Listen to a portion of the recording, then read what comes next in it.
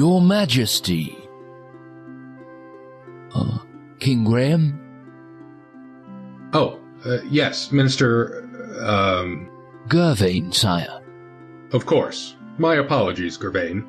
Not necessary, Your Majesty. After all, I've been your security and defense minister for but a short while. Yes. Where did you say you were from again? Just some small, insignificant land to the far south. Pales greatly in comparison to your realm, my lord. Do you have something to report? As a matter of fact, my liege, there's a small concern regarding the duty shifts of some of the castle guards and of the countryside patrols.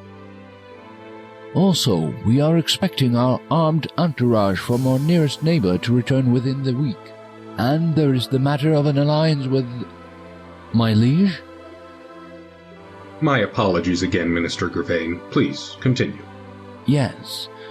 As I was saying, there is the matter of an alliance with Hesperia.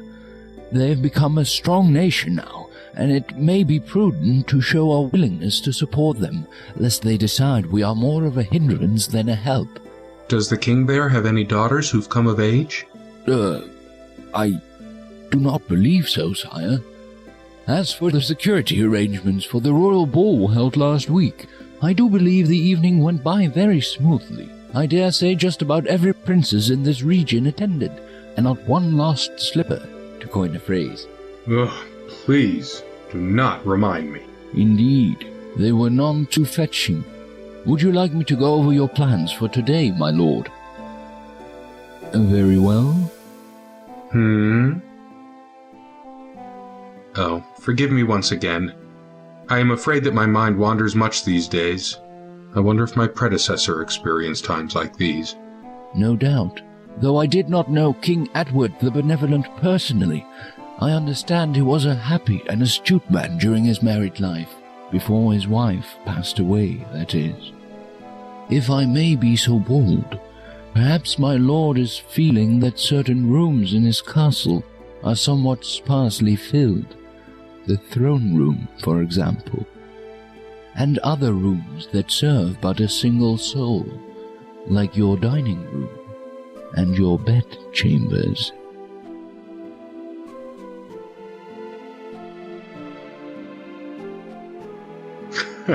Perhaps, but I do fear I've met no such candidates that would fill the rooms you have mentioned. You should not lose heart, Your Majesty. If you pause to reflect for but a moment, you may see clearly what is hidden to others.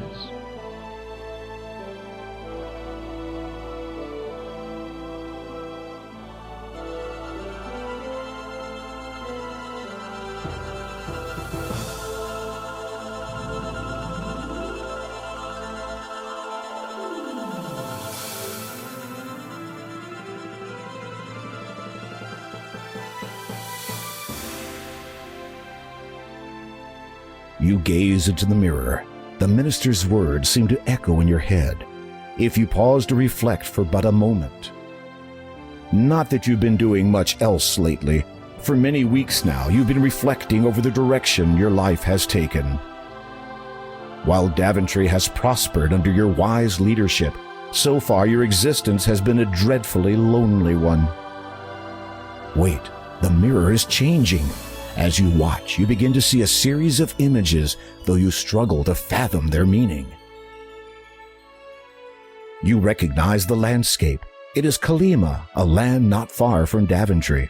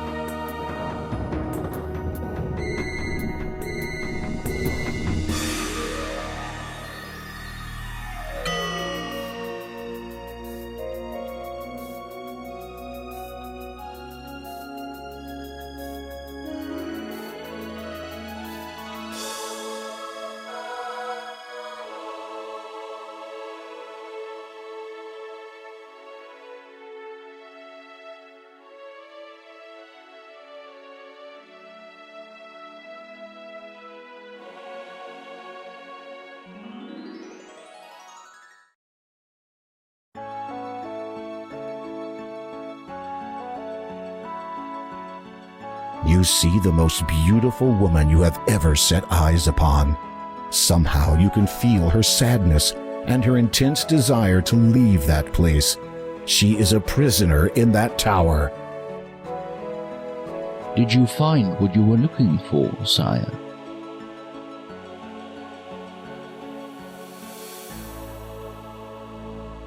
I require my ship ready for transport, Gervain. I shall be going on a trip presently. Indeed. Where shall I tell the captain you'll be heading? To Kolyma. I have to find someone.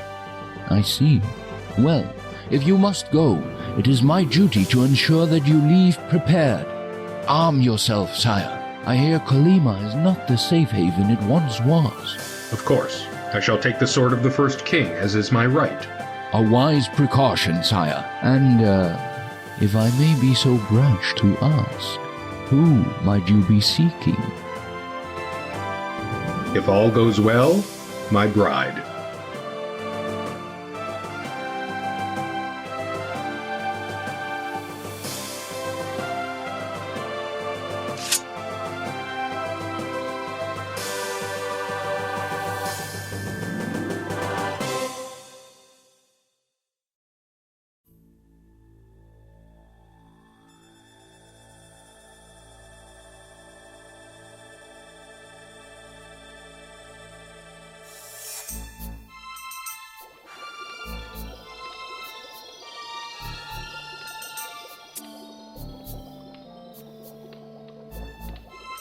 Father, Sister Agatha, how may I be of service? an opportunity has arisen, sister. I trust you still have your captive held securely away. Of course. A bit cruel, keeping her locked away like that. Do you not think? No. How dare she flaunt her beauty in front of all to see? Her foolish male admirers see her and forget that I was the most beautiful of all in my day. And in your own special way, you are still beautiful. You devil! That is not an unfair description. Now, you mentioned a service, I believe. Yes, the King of Daventry has advised his faithful minister that he shall be departing for Kolyma presently. On a quest, you might say. Really? What kind? The kind that involves sticking his neck out to rescue a damsel in distress. And what have I to do with his neck? Put simply, my dear, sever it.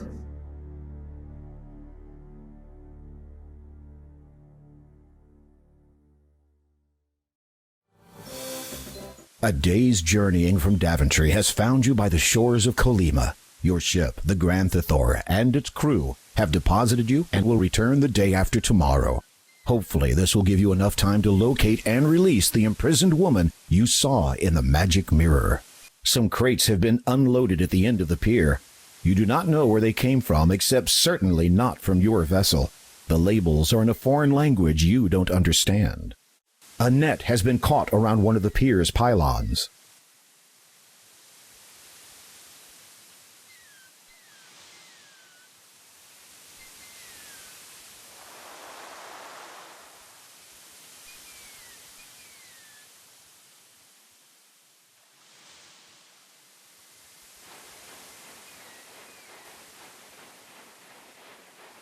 You untangle the net from the pylon and take it with you.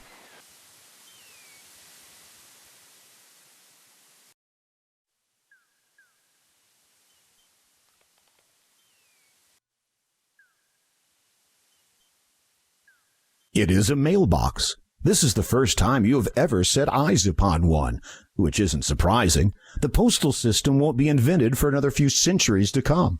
The residents of this land must either possess clairvoyance or just simply be ahead of their time.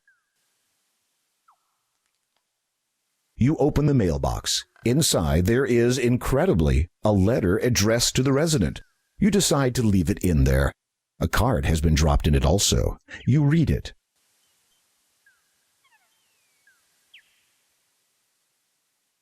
You replace the card and close the mailbox. This is the sword of the first king of Daventry. It dates back almost 1,000 years and has been passed down from king to king since that time.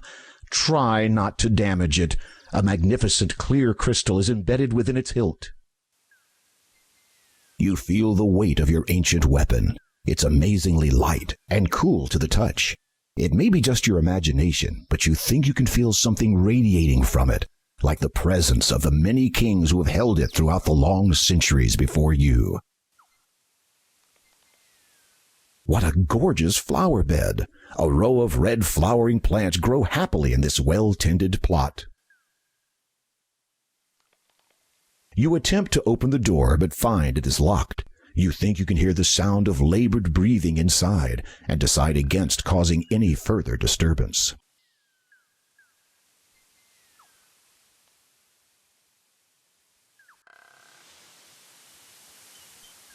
One of the pickets has fallen loose from the rickety fence. The fallen picket feels reasonably sturdy and is pointed at one end. Believing that you may find a use for it, you retrieve it and carry it with you.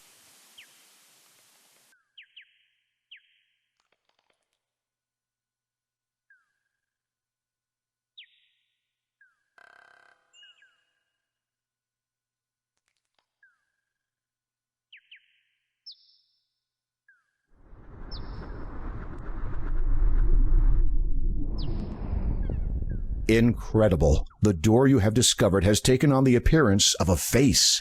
It is silent, however, and almost seems to be waiting for something. Greetings. I am King Graham of Daventry. Would you by any chance know of the way to a strange island on which stands a quartz tower in which a beautiful woman is being held captive? You feel more than a little foolish. Surely a door, even one with a face, would neither hear nor understand you. I am the door of destiny. I am sought out by many, found by few, and opened by none so far. For indeed, only once can I be opened. Such is the magic that I am. Through me will you find the destiny you seek, if you cannot perform a task. Anything! You feel intense exuberance that you have come so close to your goal in such a short time. You must bring me the gems of nature. I beg your pardon? The stone door rumbles from deep within. For a time, it says nothing. And then... Gems of 3 I ask of thee to fetch, collect, and bring to me. In water shall you find the first, though not the type to quench your thirst. Spy the second, high in the sky, with wings or no, thou still must fly. Through swampy mire, so it is heard, in lone dark castle lies the third. Should you succeed, my noble king, to your fair maiden I will bring. I warn you though, you should beware, a danger cloaked awaits you there. Without warning, the stony face falls silent. As you watch, it gradually smooths out to become the mountainside face once more.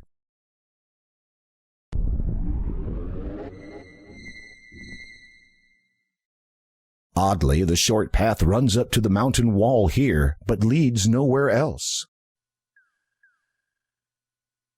The door of destiny now bears 3 indentations, each in the shape of identical-sized gems.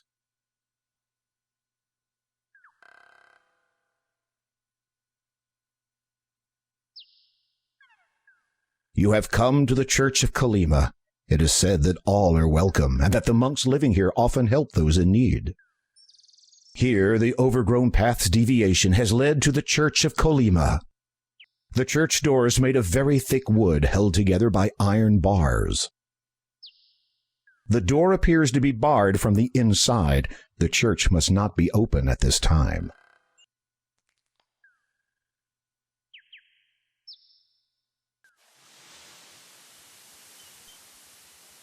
You notice a log lying on the beach. You look under the log and discover a clam lying beneath it. You pick it up. You open the clam and discover, to your surprise, a dazzling pearl. The shiny, beautiful pearl seems to radiate a soft glow.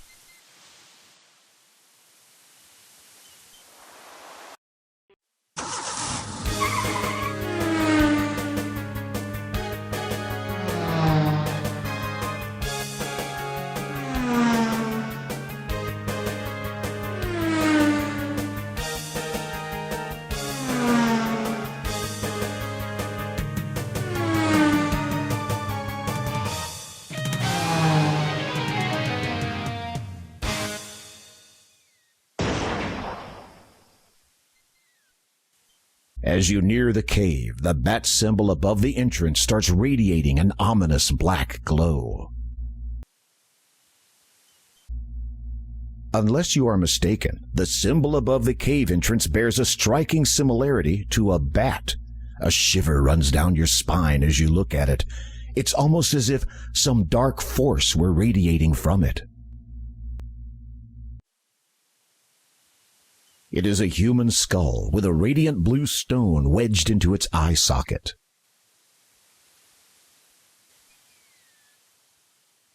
It is a human skull with large eye sockets.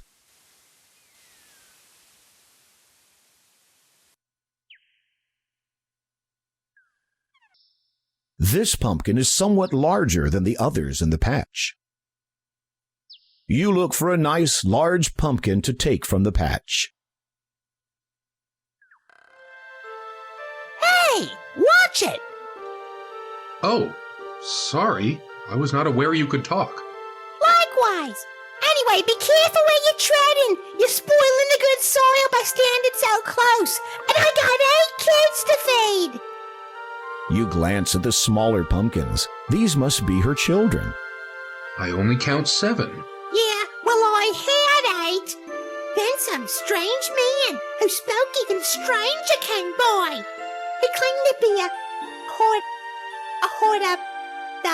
horticle, claimed to know a bit about plants. I let him take a look at my little darlings. Anyway, before I knew it, he'd gone and pinched one of my babies. Took off towards the town, he did. Of all the naive. Just because we're plants doesn't mean we don't deserve any respect. I am sure that is true. Pardon me for asking, but how did you come by the ability to talk? With a question like that, I might ask you to sign. I was only... I don't take it personal. That old witch Agatha cast a spell on me so I could guide her precious possessions. Hagatha? Yeah, she's the old bag who lives in that cave to the west. You know her type. Green warts, pointed ears, cannibalistic, doesn't put her trash out. Just your stereotypical evil old crown. She sounds pleasant. You mentioned something about guarding Hagatha's precious possessions. At least, what she considers precious. I reckon they're anything but. Mind you, I have my doubts about Hagatha's legitimate ownership of this stuff, if you know what I mean. What sorts of items does Hagatha wish you to guard?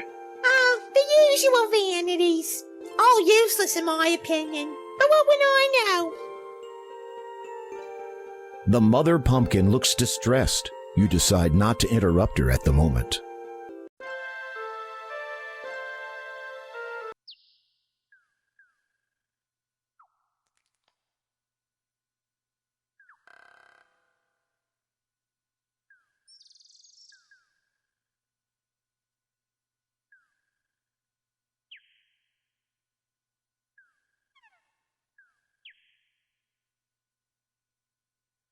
There is a sizable hole in one of the trees.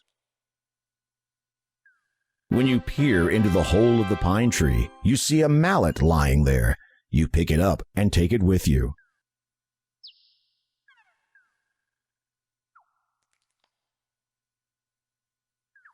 It is likely that this haystack was piled here by farmers from the town. A faded blue sheet has been tightly stretched across it to prevent the straw from blowing away in the wind. If you remove the sign, the locals might remove something from you. Stealing is a serious crime in many lands.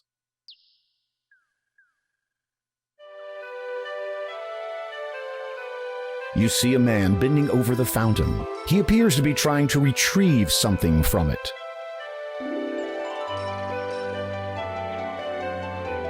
Aha! Got him.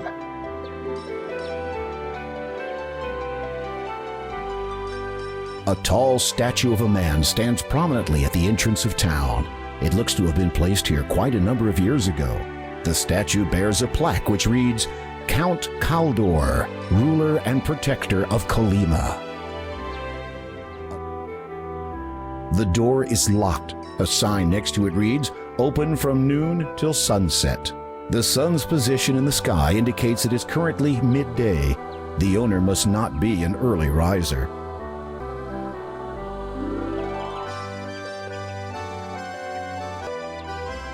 Greetings, merchant. A visitor arrived new, no? A sense I possess for these things. Need you have for my wares of great specialty? What wares do you sell, good merchant? For yourself, behold them. You look over the merchant's wares of great specialty and quickly reevaluate them as junk. You seem to have quite a selection of, well, quite a selection. A keen eye have you. In an item or two provoke interest, I might? A daunting task. Rather, by all means. This I had. You appraise the object he holds up to you. It is a simple shell, intricately fashioned into the shape of a comb. The workmanship is unlike anything you have ever seen. Fascinating. Where did you find such a thing? Oh, old it is. From ancient times descends. Valuable, without question. Royal property, former, to be sure. You consider his story. Then you begin wondering which beach he found it on. If I were to, say, purchase the shell, what would it cost? A trifle would you expend. 7 golds. I fear that I did not bring any money. Curiosity, I find, in one who travels but with nothing to barter brings. Good point. Might you trade the shell comb for something? The merchant ponders over this for a moment. Of value, many things are. Of fancy, only one I have. And that is? Pearls. You consider confronting the merchant about the theft of the pumpkin, but as a stranger in town, you don't want to cause a scene. Perhaps a more subtle approach is in order. Would you be interested in this pearl? What a ripper! This'll be worth a flaming fortune when I get home. Cheers, mate. Here's something for your trouble. As the merchant hands you a beautiful shell comb, you wonder about his sudden change in speech. Why did your accent just change? Huh? What about me accent? Mistaken, I fear you are. Deceived you, your senses have. But I could have sworn... Our business we have concluded. Part now we shall. Oh, never mind. How ingenious! It's a shell which has been intricately fashioned into something resembling a comb. You say a few words to the small pumpkin. To your astonishment, it replies. Mama? No. Sorry. The door to the library is closed, but not locked. Piles upon piles of unstacked books lay scattered around the library. Presumably, these pull-out drawers contain an index card system for locating books. A large grandfather clock sits against the wall. It seems to keep good time. The clock indicates that it is midday. A rather plump and stern-looking woman is seated behind the desk. Every so often, she glances away and appears to lose her train of thought. The monotony of being a librarian must be getting to her. May I help you? Yes, I was hoping to enrich my knowledge of this fair land by way of perusing your historical texts. My, that was well put. No. Not terribly effective, though. Pardon me, perhaps I was not clear? You were. Then may I? No. Why can't I? You are not a member. Well then, can I become a member? No. Why can I not become a member? We already have far too many members. It's difficult to keep track of everything. How many members are there? 2. If I may inquire, who are your 2 members? You may not. Neither the Count of Kalima nor the elderly gentleman who lives next door would approve of my divulging that information to you. Ah, thank you anyway. You mentioned the Count of Kalima is a member of this library. Yes. Have you seen him recently? The librarian looks at you strangely. No. Is there any way I might meet the Count? Yes. How? Die. I would have to die to meet the Count? Depends. On what? Your importance. And if I am important? Then you might be fortunate enough to be buried on his estate. Who is buried on the Count's estate? Counts. Aha, past Counts, of course. Anyone else? Yes. Who? Him. Pardon? Do you mean the Count is dead? The librarian decides to avoid your gaze and seems disinclined to speak further with you on the subject. The librarian seems disinclined to speak further with you.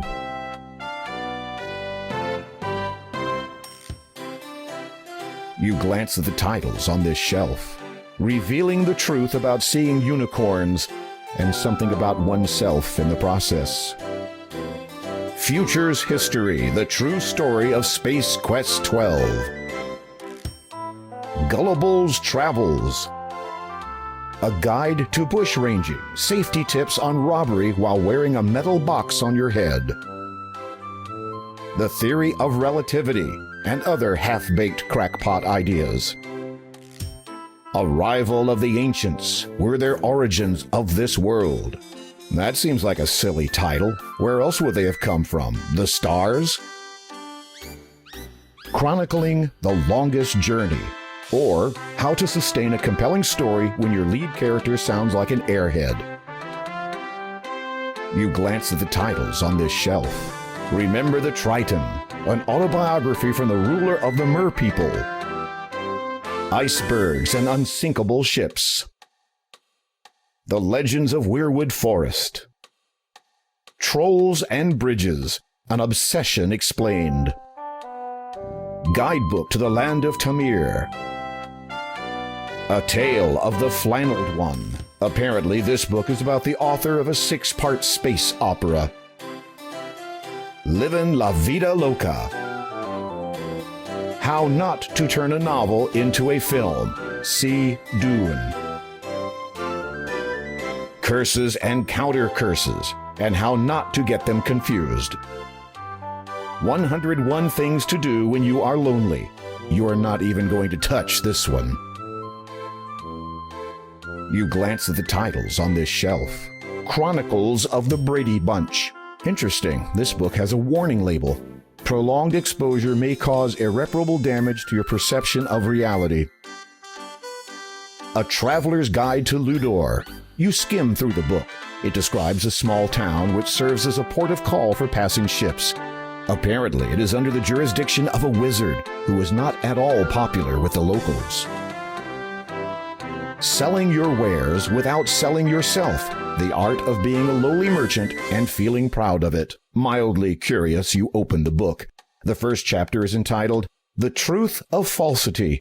It begins to describe how to make a totally worthless item seem like a must-have for the gullible buyer.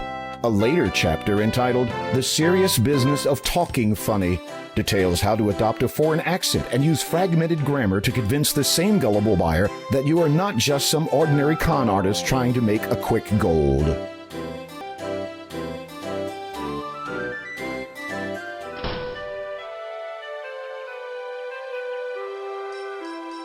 You consider confronting the merchant about the theft of the pumpkin, but as a stranger in town, you don't want to cause a scene. Perhaps a more subtle approach is in order. The door is locked. You notice a tiny corner of something poking out slightly from beneath it. You attempt to edge it out with your fingers, but you cannot manage to get a grasp on it.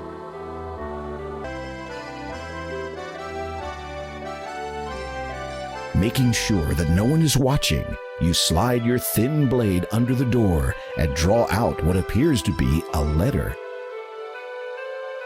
You open the letter and read it. Dear applicant, please find enclosed the library membership card to which you are now entitled. The 5-year application process has concluded, and we are pleased to inform you that your status as a member of the town library is confirmed.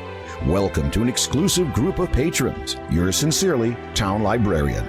P.S. Please sign your name on the card to ensure validation.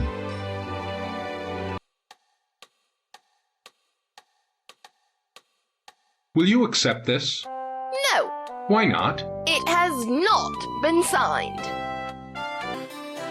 What are you doing? I was just... Don't! A large lemon tree grows by the path. The lemons on the ground are spoiled. You would do best to pick a fresh one from the nearby tree. You reach out and pluck a large, juicy-looking lemon from the tree.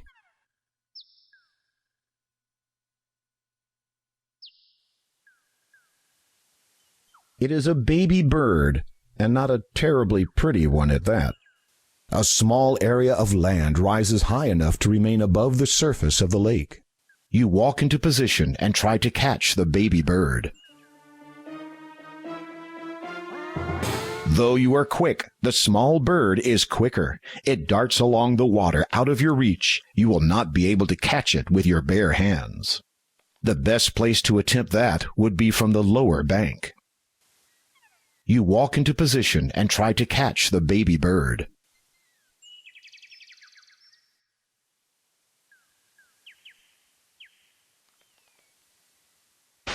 You throw the net over the pond, and the baby bird is caught unharmed. It is a baby bird, and not a terribly pretty one at that. A mermaid basks on a nearby rock. Her long flowing hair extends over most of her upper body. The green scales on her lower body sparkle as she basks in the sun. You say a few words to the mermaid. It quickly becomes apparent to you that she cannot understand your strange speech, let alone speak it. You hold out the shell comb in your hand. Clear recognition shines from the mermaid's delicate features. She hesitates a moment, then cautiously extends her arm, hands open expectantly.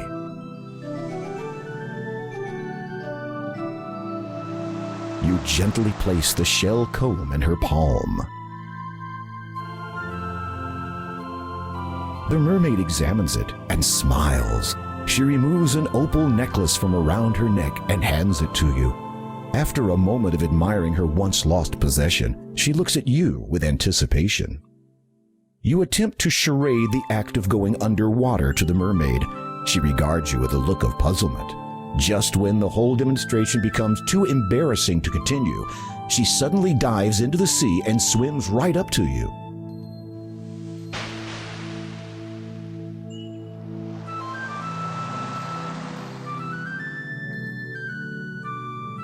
After giving you a rather intense kiss, the mermaid dives under the water again. You wonder where she has disappeared to. Then suddenly, you feel a pulling at your legs.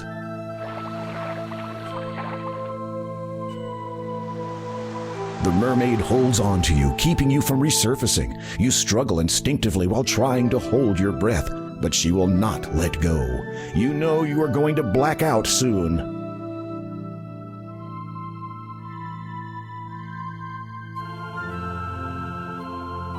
Wait a minute, you're still breathing. How can this be? Could it have been the mermaid's kiss? Speaking of which, where has she gone to this time?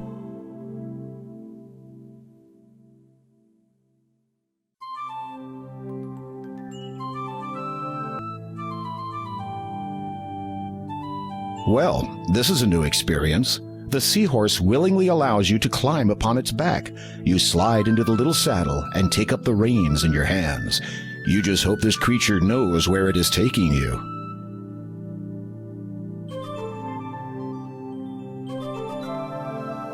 After a time of traveling through ever-deepening water, you arrive at a massive stone archway.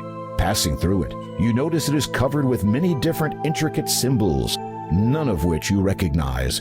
Myrrh writing, perhaps? As you emerge on the other side of the arch, a grand sight greets your eyes.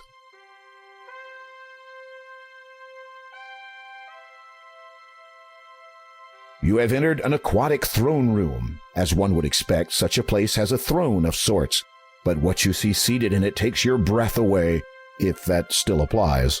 It is unmistakably the ruler of the Mer people, the king of this watery world, known by many names. Neptune is the one by which he is best known to your kind. King Neptune is tall and imposing and has a long gray beard. A crown fashioned of an unknown metal adorns his head. You bow before the king. He returns the gesture with a lowering of his own head. You open your mouth to speak, but only a bubble emerges. It begins floating up to the surface.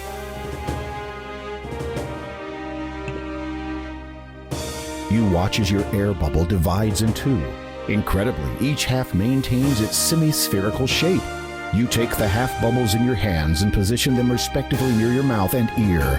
A deep, elegant voice instantly booms from them. You are welcome here, human. Thank you. I am King Graham of Daventry. Your courtesy depicts your stature. What is it you seek here? You explain that you are seeking the 3 gems of nature, and that you believe one of them to be somewhere in this realm. You demonstrate the approximate size and shape of the gem, then mention the door of destiny and what you hope to find on the other side. I do have that which you are seeking, and know of the door of destiny. It is very old. Its origin is known to but a few. What I possess was known to the ancients as the birth gem. In the realm of the Mer people, it is called the water gem, for without water, life cannot begin. Might I have this gem, Your Majesty? I shall let you have the gem, but first I must ask you to earn it by way of performing a service for me. You are about to say anything, but then remember what you heard the last time you said that word to the stone door. Instead, you just nod and allow Neptune to continue. My trident, the symbol of my power and the strength of my people, has been stolen. A faint mumbling can be heard through the ear half of your bubble. This event is obviously of concern to those in attendance. It is believed that one of our allies and neighbors have taken advantage of the Mer people's kindness, and that their own king now has possession of the trident. If you can reclaim it in the name of the Mer people, I will grant you ownership of the water gem. Will you do this, King Graham? The murmuring has stopped. All are awaiting your response. I would be honored to reclaim your trident, Your Majesty. My sentries will escort you to the border between our 2 kingdoms. You may continue to use that steed to hasten your journey. It is my best. My sincerest hopes that you do not fall victim to the Sharkies. As you prepare yourself for this new quest, a sudden pang of apprehension seizes you. Did the king just say Sharkies, as in sharks?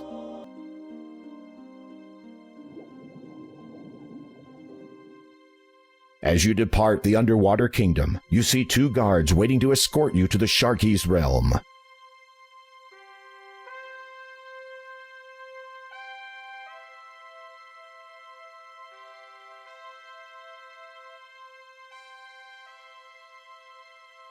The sentries swiftly guide you along the bottom of the seabed, descending into much darker, colder water. After keeping pace with them for what seems like an eternity, you notice a forebodingly dark area looming closer and closer. You have arrived at the border of the Sharkies' kingdom. This is as far as the sentries will take you. One of the guards salutes you, then they both head back to the safety of their own waters. You're on your own from here, Graham. Those guards were sure in a big hurry to get out of here.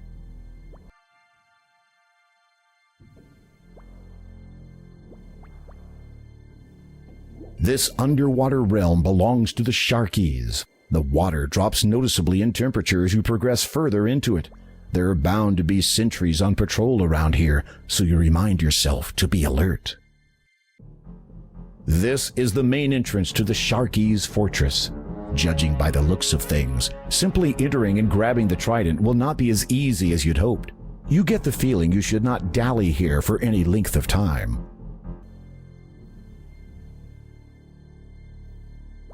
This dark green weed-like grass seems to have a saccharine content. You lean over and pick some of the grass, which grows in between the rocks. This dark green weed-like grass seems to have a saccharine content. Debris from a wrecked vessel lies strewn and half buried on the seabed. Seeing no remains of the crew, you wonder if they were eaten before or after they drowned. Examining the heavily waterlogged remnants of the vessel, you notice an old antique bottle half buried in the sand. With great difficulty, you lean over in your saddle and manage to scoop it up. You remove the cloth from the bottle. The cloth seems to be a large sheet.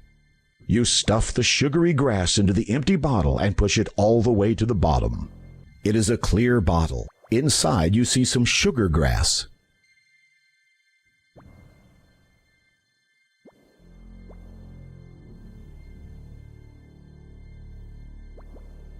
The western wall is but an illusion. You easily pass through it into a series of caves and tunnels on the other side.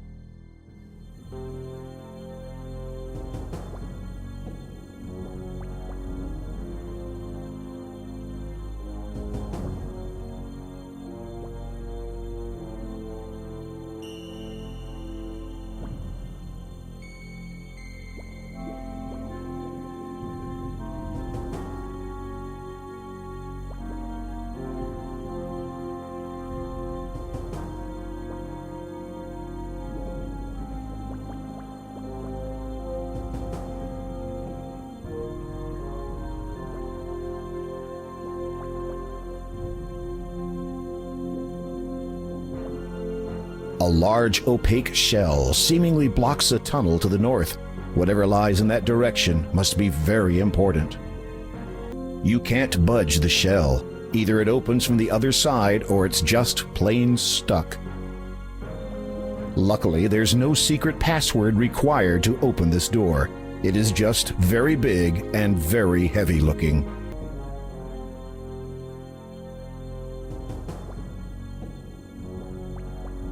You slide your blade through a small gap in the door and pull with all your might. It is difficult handling your weapon underwater, and you realize that combat will not be an option. So if it ever comes to that, you are in big trouble. As you open the door, ample light floods into the underwater cave, and you are now able to make your way around without the glowing fish.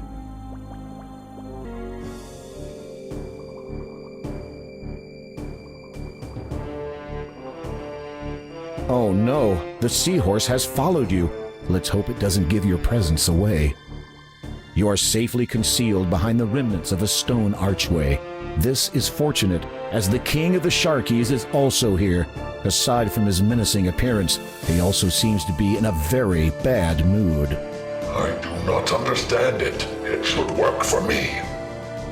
Is it not written the trident's power can only be wielded by those of goodwill? Well, is it not? The king's aides nod fervently. And do I not possess the greatest will in this kingdom? No one can best me in battle. My resolve is unshakable. No amount of bleeding can dissuade me from slaughtering my enemies.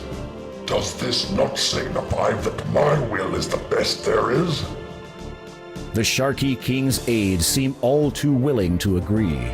Then why does it not work? You watch carefully as the Sharky king taps 4 shells in order around the arch.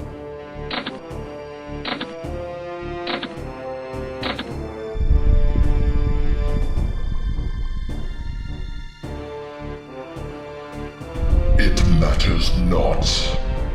To tomorrow we invade the Mer people's territory.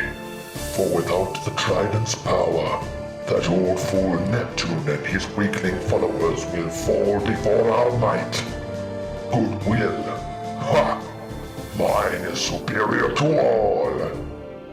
As he leaves, the Sharky King motions for his guards to remain.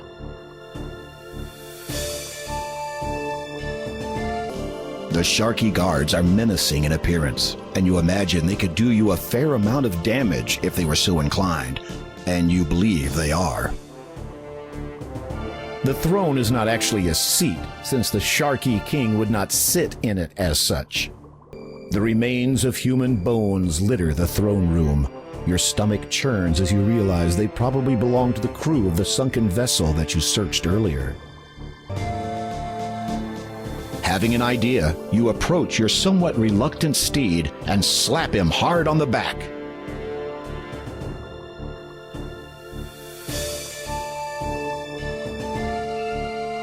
Look at him go. The guards are momentarily distracted. Now is your chance.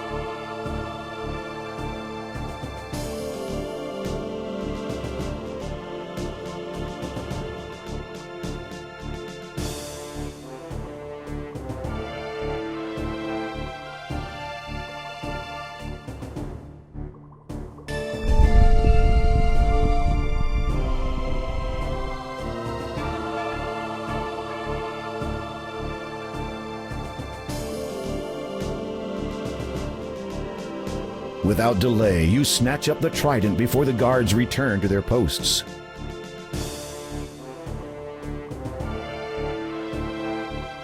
It appears as if the guards are losing interest in the seahorse. You had better get out of here quickly.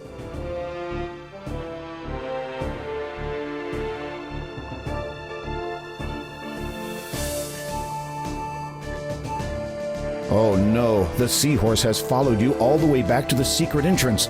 The guards are sure to discover you now. You remount the seahorse.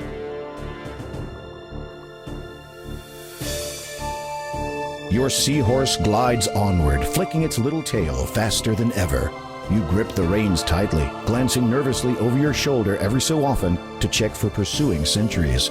As you make distance, your anxiety melts into relief. But it is to be short-lived.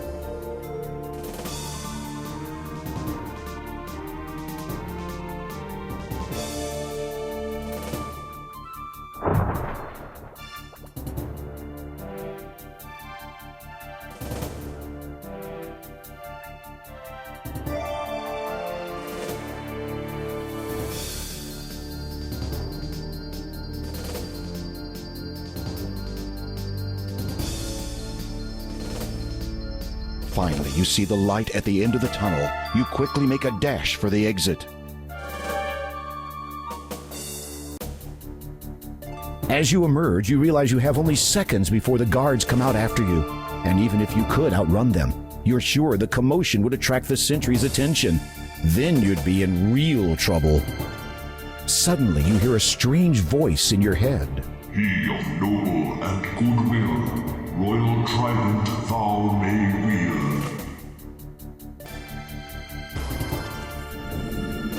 You wonder what that did, if anything at all.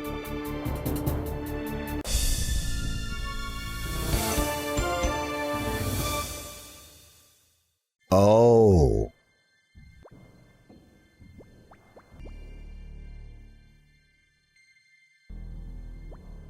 The gates are now securely locked, and the sentries are gone from their posts. The Sharky King must have sent every guard at his disposal to find the missing trident.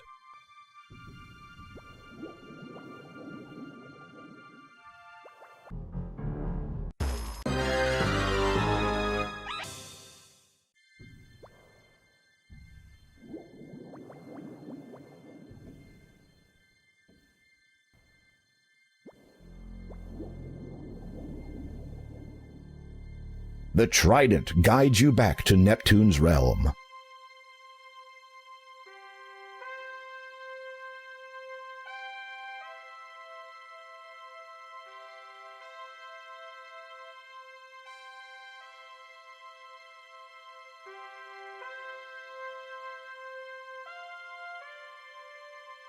You approach the king. He smiles and graciously accepts his trident from you. Then he calls everyone to attention. To commemorate the return of my trident, and to honor King Graham's success, I hereby call for a celebration. The celebration lasts for some time. You eat, drink, and have a merry time with many of the mer people. After a few hours, the festivities wind down, and you finally have a chance to speak with Neptune alone.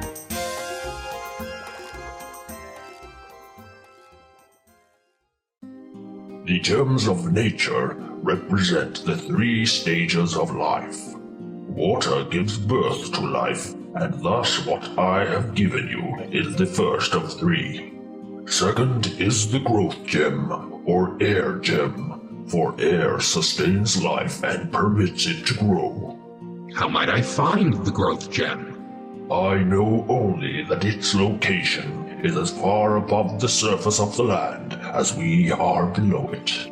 Beyond that, I cannot aid you. A smirk crosses Neptune's face momentarily.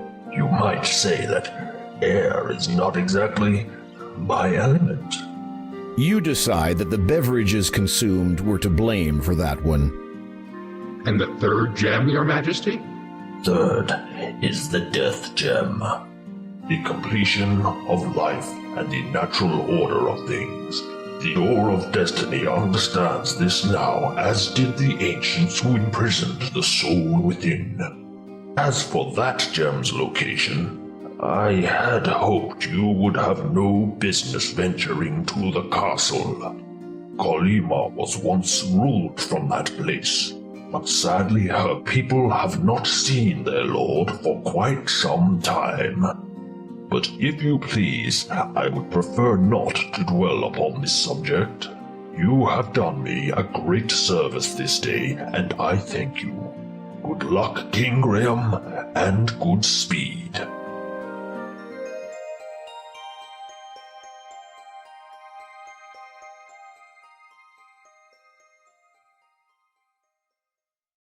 You depart the underwater kingdom and head back towards the surface.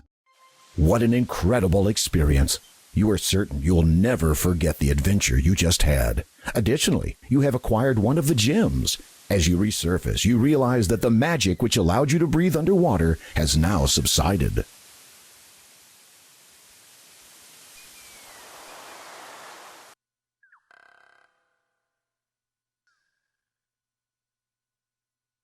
You release the little bird into the pond.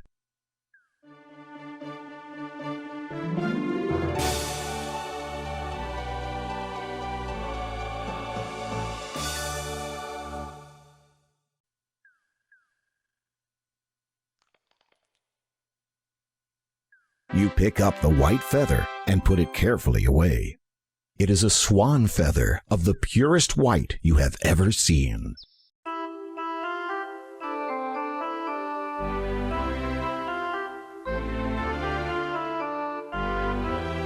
Hello, who are you? My name is Graham. What is yours?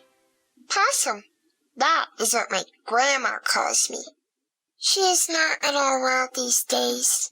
I was collecting flowers for her, but now I cannot anymore. Why is that? My basket is missing. I've looked everywhere for it. It must be around here somewhere. I will keep my eye out for it. Thank you, Graham. You see a little girl wandering around the meadow. She wears a ruby red cloak and appears to be searching for something.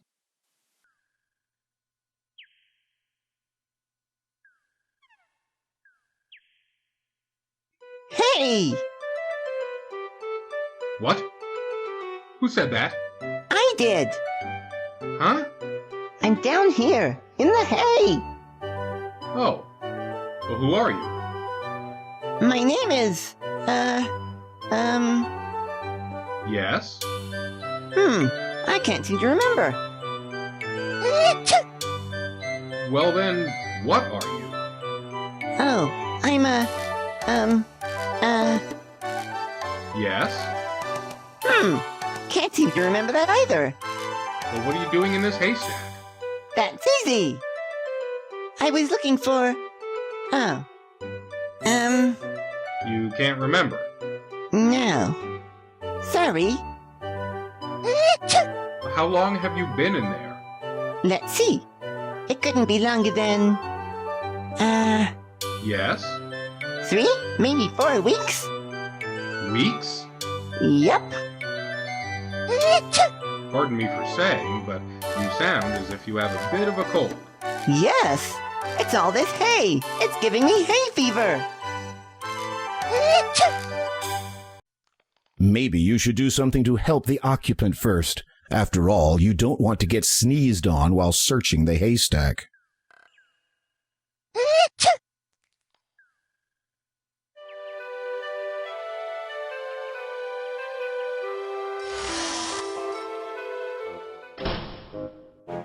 You are inside a cute little antique shop. Old furniture and knickknacks clutter the place. Against the wall, a low bench displays an assortment of items. Ah, dragonfire! Oh, no, wait. It's just a mounted dragon head. Whew. An expensive-looking statue catches your eye. It is sculpted of white marble and appears to be the only item of any real value within the shop. You find it quite odd that this grand statue is situated amongst other ordinary items of far less value. Please do not touch that. It is extremely valuable. Sorry. A large and incredibly hefty-looking mallet is propped up against the shelf. A small engraving on its head reads, Broggy. You couldn't even move it, let alone lift it. Some old shields are lying around in the antique shop. Apparently, this interesting-looking item is a Model DX cartridge retrieval unit. Quite a useful little device in another time and place. It is a red sorcerer's hat. You are inside a cute little antique shop. Old furniture and knickknacks clutter the place. Against the wall, a low bench displays an assortment of items. The little old lady is tiny, with twinkling blue eyes. Her white hair is done up in a neat bun on top of her head. She appears at first to be in her 60s. Then you notice the sheer quantity of makeup plastered on her face and decide that she may well be older than that. Good afternoon. What can I do for you, dear? Hello. Do you sell anything that would aid an ascent up a mountain? Unfortunately, I do not sell climbing equipment or anything of that sort. This is really a specialist store. Oh. However, I do have an item which you might find useful. This lamp is said to contain a genie. Never tried it myself, of course.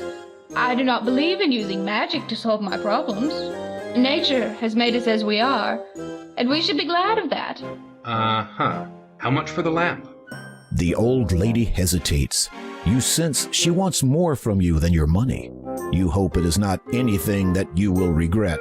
Well, seeing as how you are a man who seems adept at taking care of himself, perhaps you could do a small favor for me?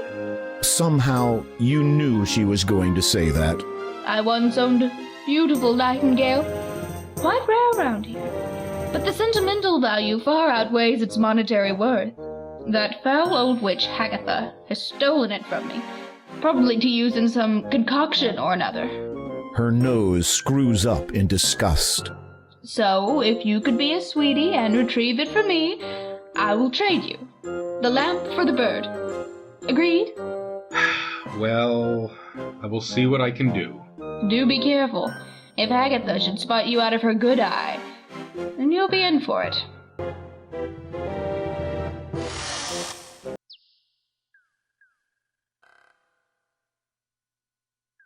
You peer behind the plant.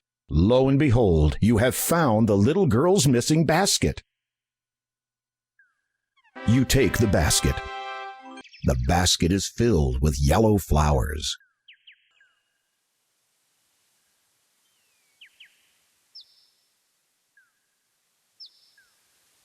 You hand the basket to Possum. Thank you, kind sir. Please take this flower. I'm afraid it's all I have to give you.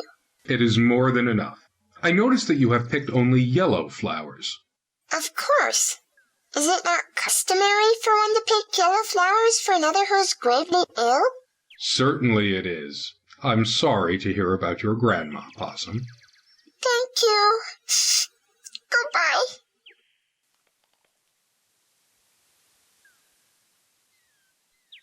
The yellow flower is very pretty, but has a sickly smell.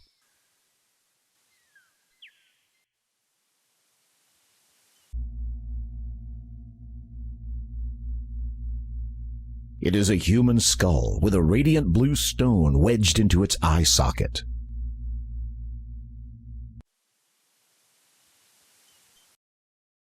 As you face the skull towards the image of the bat above the cave, you notice that its wing has faded slightly.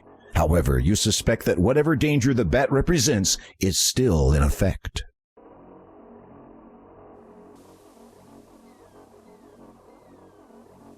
As you attempt to place the birth gem into the skull, you discover that it does not fit properly. Instead, it juts out uselessly like a bulging eyeball.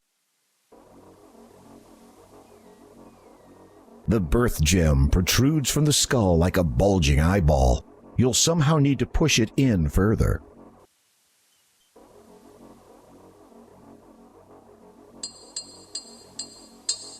You gently tap the birth gem with the mallet, hoping not to break it.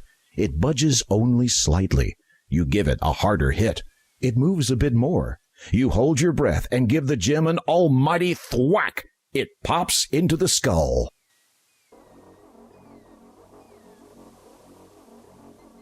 The birth gem is now fully inside this skull's eye socket. With the birth gem now firmly in place, you turn the leftmost skull so that it faces the bat symbol above the cave entrance.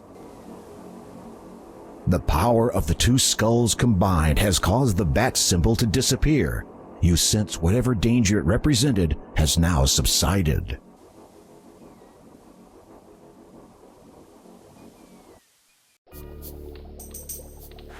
As you enter, you are almost overwhelmed by the foul stench which molests your nostrils. It is obviously coming from whatever Hagatha is cooking in that large cauldron of hers.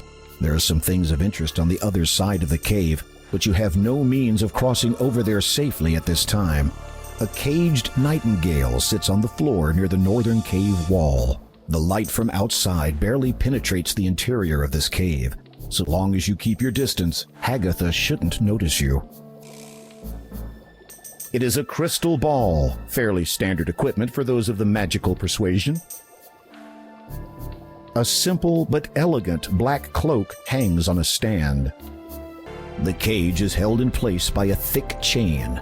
The lock requires a small key. Large, heavy logs have been piled near the workbench. Obviously, they are used to fuel the insatiable fire.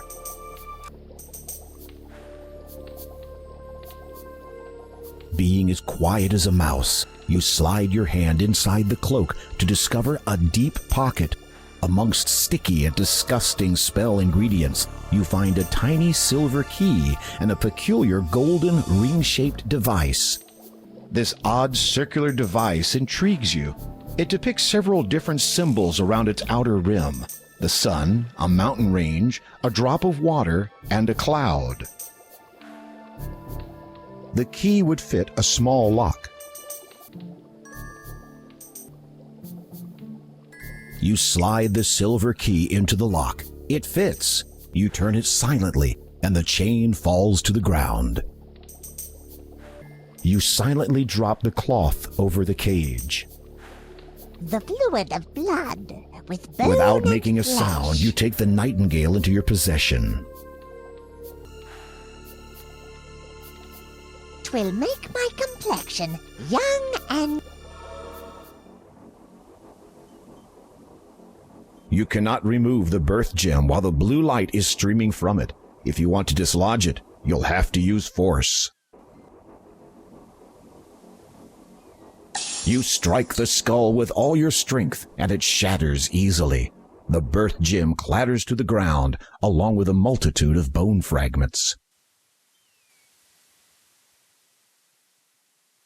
You reacquire the birth gem.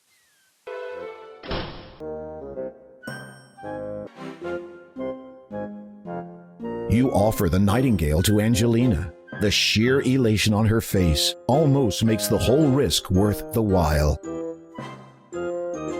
She snatches it from you and proceeds to fuss over the bird. You wait for a moment, but it seems she no longer notices you. If you don't mind, about the lamp you promised me in trade for the nightingale? The shopkeeper looks up at you vaguely. She gradually remembers that there is another being in her world. Yes? Oh, yes, take it. You'll have no beginning of use with it. Don't you mean no end of use? Of course. Whatever you say, dear. You hear Angelina muttering cheerfully to herself as she exits. Finally, I have the final ingredient for that marvelous youth potion. I'm going to beat you to the punch, my dear Agatha. Serves you right for hoarding this sweet, juicy thing to yourself. You feel a nauseous tinge in your stomach. Well, at least the lamp is now yours. You take the old lamp. You rub the lamp and wait expectantly, but nothing happens. You're about to give it another try when a small puff of smoke appears at the end of the spout. It clears, revealing a note. As you remove it, the lamp disappears. You read the scroll.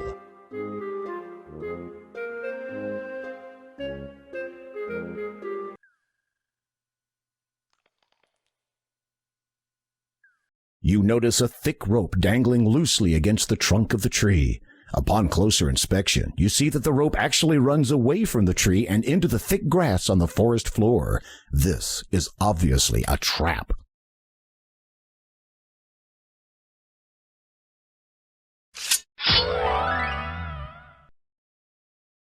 As you pick up the gold coins, they suddenly turn dark. Now they resemble ordinary metal. Wait a minute. This isn't gold. It's fool's gold. The gold has now gone dark and resembles ordinary worthless metal. This is fool's gold, which would make you quite the fool.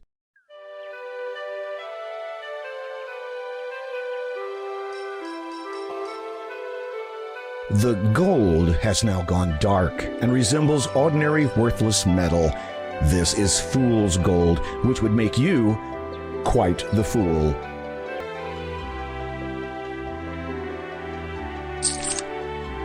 The fool's gold again shines the instant the coins leave your hand.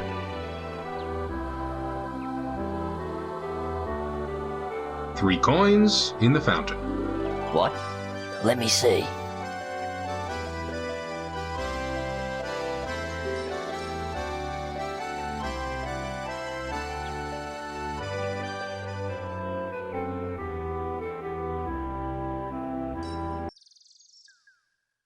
The baby pumpkin seems a little more settled than it was with the merchant, but you sense it still wants to get home.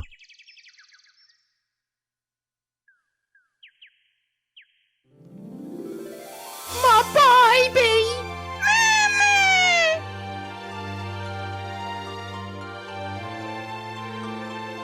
Thank you, Graham. Thank you, Graham. Here, take this. Maybe this useless trinket of Haggathis will be of some use to you. Serves you right for not enabling me to protect my kids.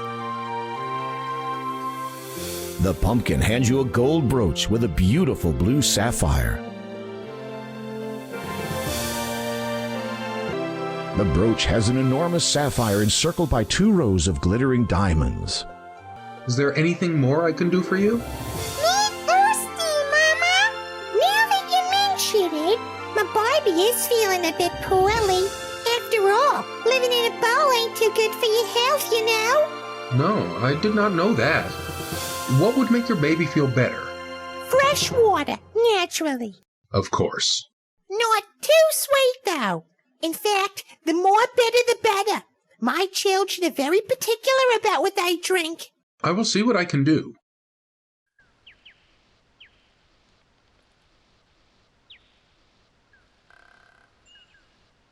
You fill the bowl with the fresh spring water. After using your sword to cut the lemon's surface, you squeeze some of its juice into the bowl. Then you discard the lemon.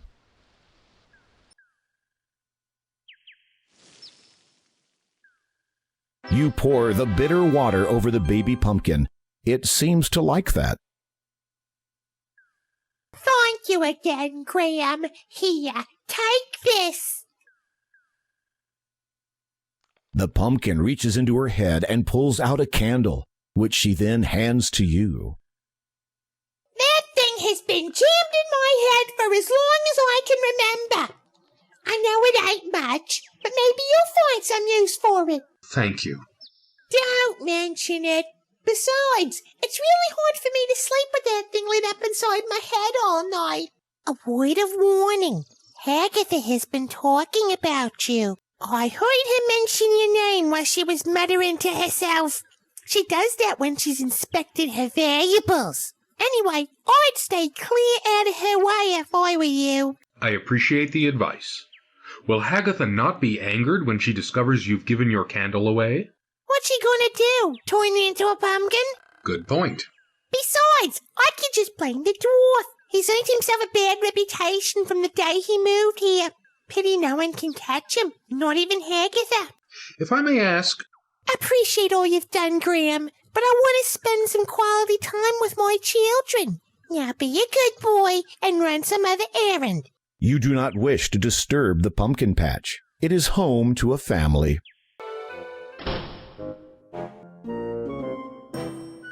Upon closer examination, you discover that the statue hides a small latch. You flip the latch and watch in amazement as a trap door opens up from the floor.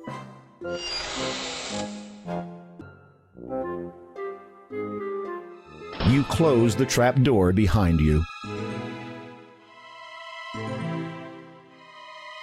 You see a letter on the desk. You read the letter sitting on the desk.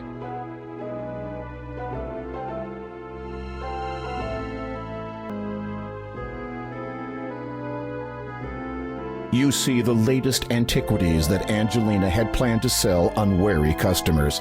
Unfortunately, they're about as old as your boots and are probably worth far less. Several barrels are stored in this underground room. You see a colorful rolled-up carpet. As you pick up the carpet, you notice a small label which reads, "Property of Al Den." There might be a faded letter or two in there, but you cannot be sure. Above you, from the back room, you discern Angelina's voice. I did it! I did it! The youth potion is finally finished. All I need to do now is drink it. Angelina, show yourself, you scurvy wench. Agatha? My dear! What an unexpected surprise! Don't you play the fool with me. I know you stole it. Stole? Really, I do not know. Silence! For your lies and deceit, there can be only one consequence. No, please. I can explain. I said silence. Oh, and one more thing.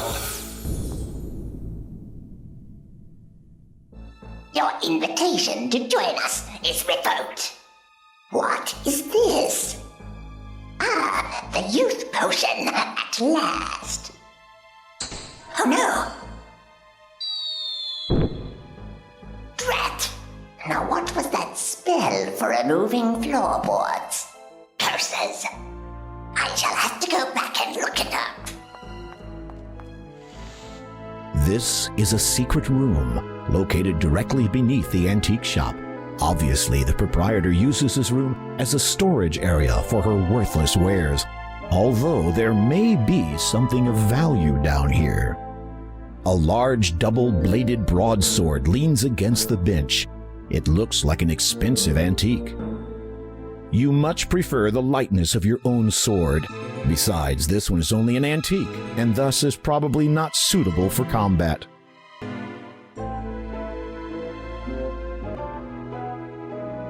You fish around in the pile of down and successfully retrieve the youth potion.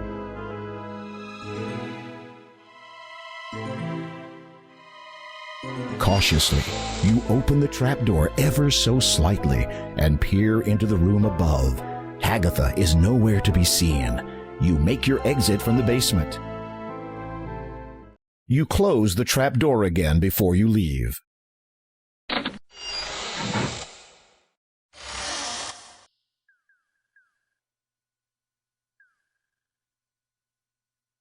You unroll the magic carpet, lay it on the ground, and sit on it. The carpet begins to rise skyward. As you ascend higher, you realize that the carpet is beyond your control. It glides through the air on a seemingly predetermined course.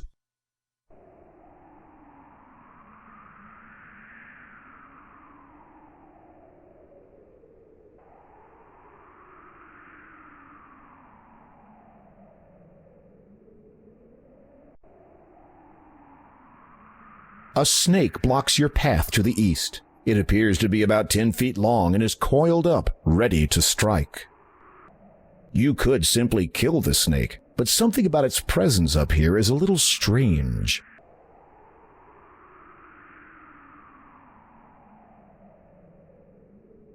You dangle the shimmering opal in front of the snake. It soon falls hypnotized in typical snake fashion.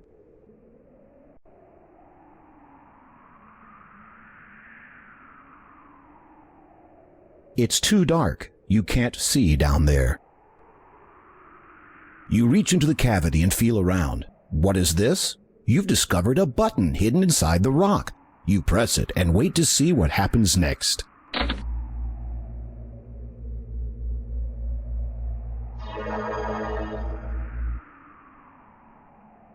In an instant, a man stands beside you. He appears to be somewhat of an adventurer, much like yourself. Greetings, I am King Graham of Daventry. The newcomer nods in greeting. Without a word, he respectfully appraises you. You notice about him the manner of one who has only recently learnt the meaning of heroism. From where do you hail, good sir? The man opens his mouth to answer, but then pauses to consider that question. Evidently deciding that irrelevant exposition would serve neither party, he casually gestures to the hole in the rock behind you. Might I inquire something of your identity? After a brief search of his own person, the man pulls out a scroll card and hands it to you. You unroll it, and it reads, "Having fulfilled the requirements in accordance with the statutes of the famous Adventurers Correspondence School, the bearer is a qualified would-be hero." The man also shows you a medallion. Upon it are the words, "Hero of Spielberg." You reverently return the scroll to the man. You don't say much, do you? With a sigh of resignation, the man shakes his head silently. Surely you might speak to me of your adventures. The man becomes quite enthused about the prospect of relating his most recent adventure to you. Just as he is about to speak, however, you notice something on the ground that the man must have dropped. You retrieve the paper. It appears to be a scroll. Upon it is some writing. Disclaimer, you have just witnessed a rather shameless plug for the remake of Quest for Glory 2 Trial by Fire by the entities of AGD Interactive. Available now. As you read the writing, the words are ingrained in your mind. The scroll disappears.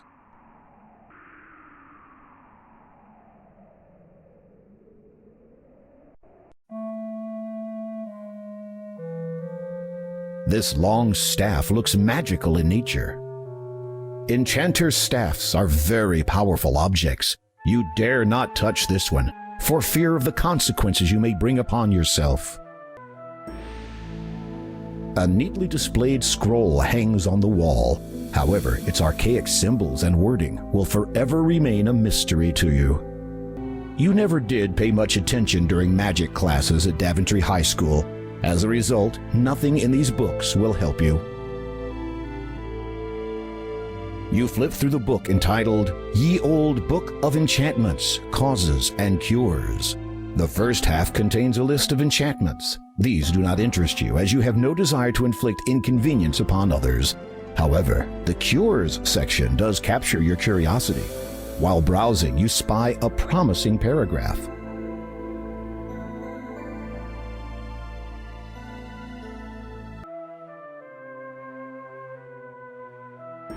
You approach the workbench for a closer look.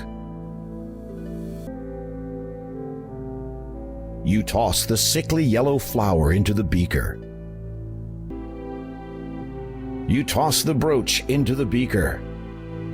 The ancient book bears the title, Ye Old Book of Enchantments, Causes, and Cures. It looks very old and has been propped up on a pedestal. You strike the head of the mallet against the flintstone. It sparks, and the wick catches alight. You watch, fascinated, as the two unlikely objects melt under the heat of the magical flame. You stir the mixture carefully with a white feather. It soon dissolves in the hot liquid. You manage to dislodge the crystal that had been set within the hilt of the sword almost a millennium ago. You feel a tinge of guilt and wonder what all the past monarchs of Daventry would say if they saw you damaging ancient crown property. You drop the crystal in and watch, amazed, as the green liquid slowly seeps into it. Heed now these words. Crystal, perfect. Green is thy hue. Restore, correct. Guard well my form. Preserve, protect. You recite the words correctly, line for line, and sure enough, only a brilliant emerald remains in the glass beaker. You quickly blow the flame out so as not to overheat the emerald and cause damage to it. Picking it up gingerly, you're amazed that the emerald took virtually no time at all to cool. Your crystal has become a dazzling emerald. You sense magic in its refracted light.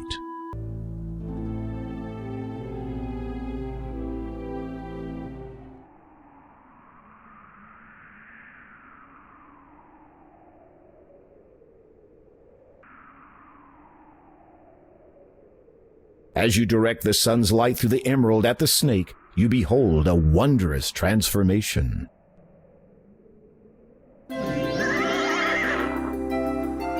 Before you now stands a magnificent winged horse. Thank you for freeing me. A horrid enchanter transformed me into that legless thing after I refused to be his steed. That was quite a gamble, to refuse an enchanter. True, but I could not have accepted, even if I had wanted to. For I am a disciple of the cloud, and can serve no land dweller. Disciple of the cloud? What does that mean? First, tell me of what you seek up here. You take a deep breath, then explain about the door of destiny, the gems of nature, and your present quest to locate the growth gem. So, you seek the air gem? Yes, that is right. You know of it? Most certainly.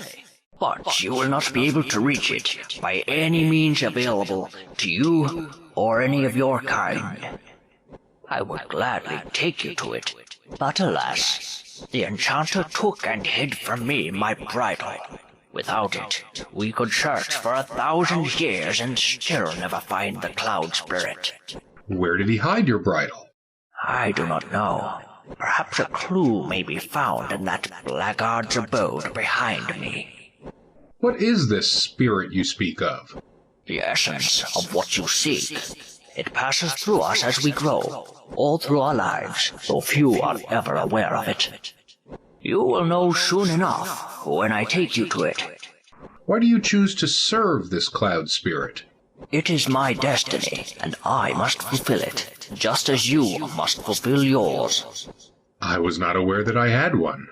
All of us have a destiny. Some are predestined, others are determined by choice. I believe yours to be of the latter. You could mount the horse, but it would not be able to find the cloud spirit without its bridle.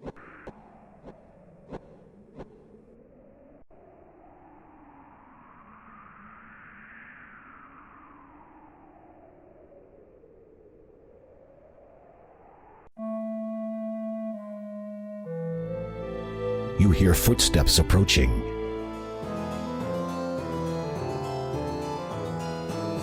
Uh-oh, the enchanter has caught you in his lair. He twirls his hands, aims them at you, and then utters some words under his breath. You feel a tingling sensation all over your body as the enchantment attempts to transform you into whatever the enchanter has fancied. At the same time, you also feel the comforting energy of the emerald shielding you. The enchanter's twisted smile turns downwards. He scowls at you.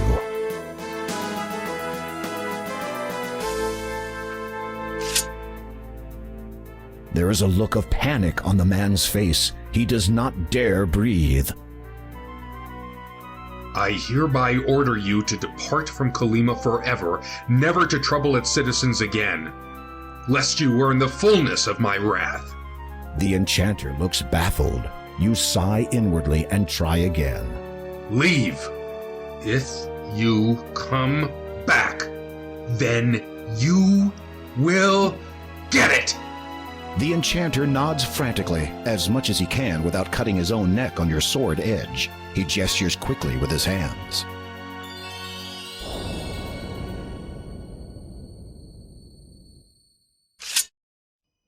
You are standing in an empty cave. You notice that some writing has been engraved into the wall. You read the inscription. The engraving on the wall reads, "In row of stones that number 6, half and a pair from left do pick. Quell then my spell, avoid the tricks."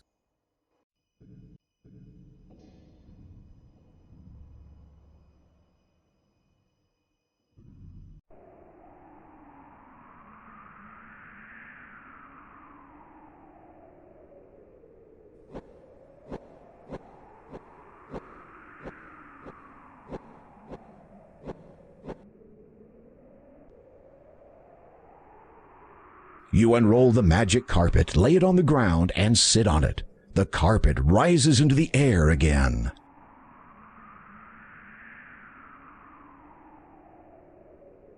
The carpet begins to descend.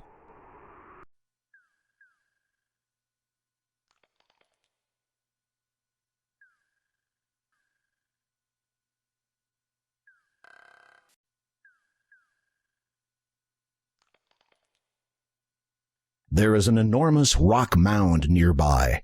Vines and creepers run down it and twist through the cracks and crevices. Beneath the mound are some smaller stones. You bend over and hold the emerald above the stone so that the sun's light channels through it. Incredible! The rock has transformed into a silver-studded bridle. You take the bridle.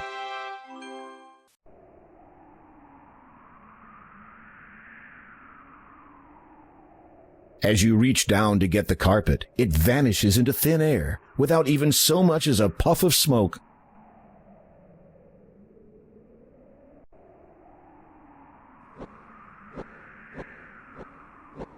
The leather bridle is studded with silver rivets and a silver bit.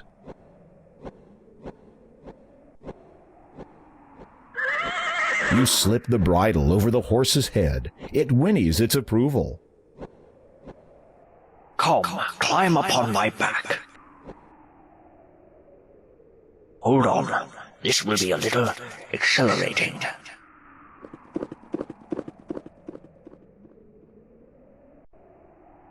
The disciple of the cloud gracefully soars high into the sky. You grip the reins tightly and hold on for dear life as he swoops and dips between the clouds. After a time, he draws near to a thick patch of luminous mist. As you pass through it, the horse sets itself down, seemingly on top of a cloud. It is all right. You can dismount now. Believing that you have finally lost all sense of reason, you dismount and prepare for a very long drop. And find yourself standing on a cloud. How is it possible that I can stand upon thin air? Such are not the questions you should be asking. You have come for the air gem, or the growth gem as it was once named by the ancients. It has not been termed thus without reason, for one who would have the gem as his own must prove himself grown and thus worthy of it. Meaning, no disrespect.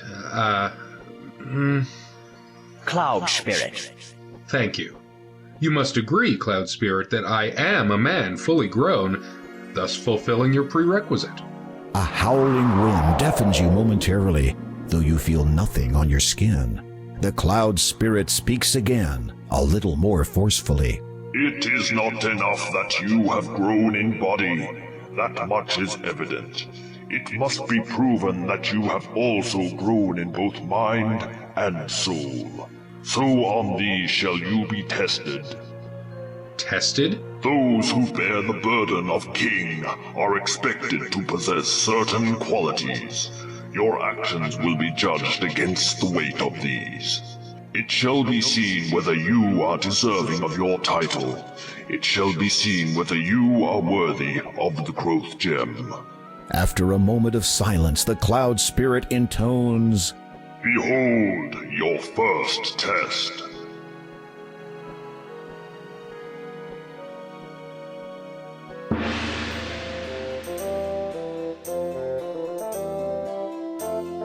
The mist around you clears, and you find yourself in a familiar place. This is Daventry, and furthermore, you are a child again. A slight dizziness overwhelms you for an instant. How strange, you no longer recall anything past this moment in time. It is as if this is happening again for the first time. Even stranger, you are still vaguely aware that you are undergoing a test of some kind, though for what purpose you cannot fathom. But look, it is Malvolio, your best friend. The two of you are deeply engrossed in a game of bat and ball.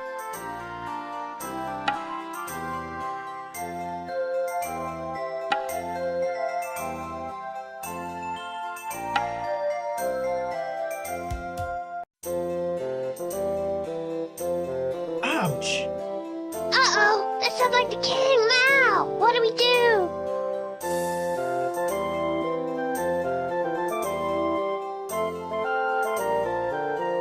You there.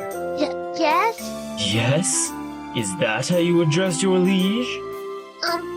No, your majesty, King Edward, sir. I mean, sire. Which of you two boys threw that ball? The one that just happened to land on my head? With King Edward waiting for a response, and Malvolio seemingly unable to say anything, you don't think talking to the air will improve your situation. I have asked you both a question. Silence is considered a response equal to impertinence. You summon all your courage and speak up. Your majesty, if you please. It was I who hit the ball over the castle wall. It was my fault completely. Please don't punish my friend. The king eyes you carefully. You wonder if you are now in serious trouble. I would not punish one for something so trivial. However, I will see you play your game elsewhere, away from here. Yes, sire. One more thing, my young fellow. You have demonstrated good character today by taking the blame for your friend. The finest knights in this realm demonstrate their compassion by protecting others, even if that should mean putting themselves at risk. I find that to be a rare quality in the many I meet. When you have grown up, I hope to see you again, perhaps in my service. Thank you, your majesty. Behold your second test.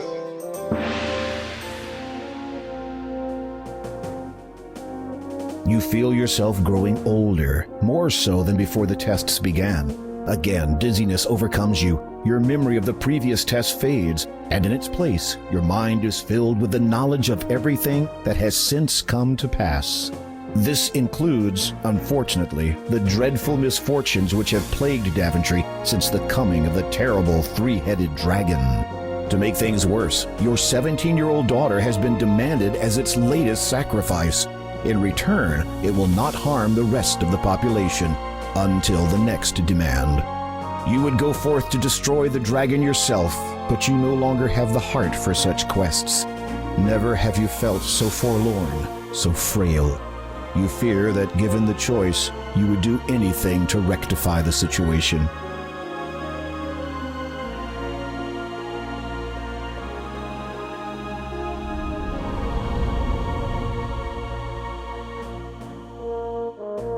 A charming view. No wonder you come here so often. You. I will see you hanged for this intrusion. Guards! Guards! Calling them will do you no good. For even if they come, they will find their king speaking to only the air he breathes. A pox on thee! Who are you?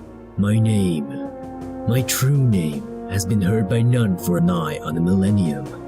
It is enough that you know me as the Father. Then say what you have come to say and be gone. You never were one for small talk. You cursed my family. As a result, that dragon is now loose upon the land, and one of my children was kidnapped. Now that is not quite the truth. Do you deny your involvement? Not at all. It is just that you have omitted so much. Speak, and be gone. Very well. I want your crown. You cannot believe what you have just heard. This vile creature has caused untold misery throughout your land for nearly 18 years and has now infiltrated your castle just to ask that you hand over your authority to him? Of all the outrageous... Is that what this is all about? You want to rule Daventry? What would I want with a puny little kingdom when in a few short years I will have more power than Legitimor himself? No, I want only the thing you wear atop your head. Your crown. It is an essential part of my plan. Without it, my efforts to prepare for the ascension will have been in vain. I have waited far too long to be deterred from it now. If you need it that badly, you could have just taken it. You had plenty of opportunities. Are you completely ignorant of the legends of your predecessors? None can possess the crown of the first king unless it's given. If you think for one moment that I would... Before you speak further, consider this.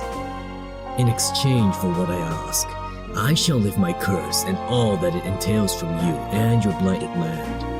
You shall have both it and your family restored in full. Minus your title, naturally. Your mind reels at these words. For almost 2 decades, a countless number of innocent people have suffered under the afflictions Daventry has had to endure.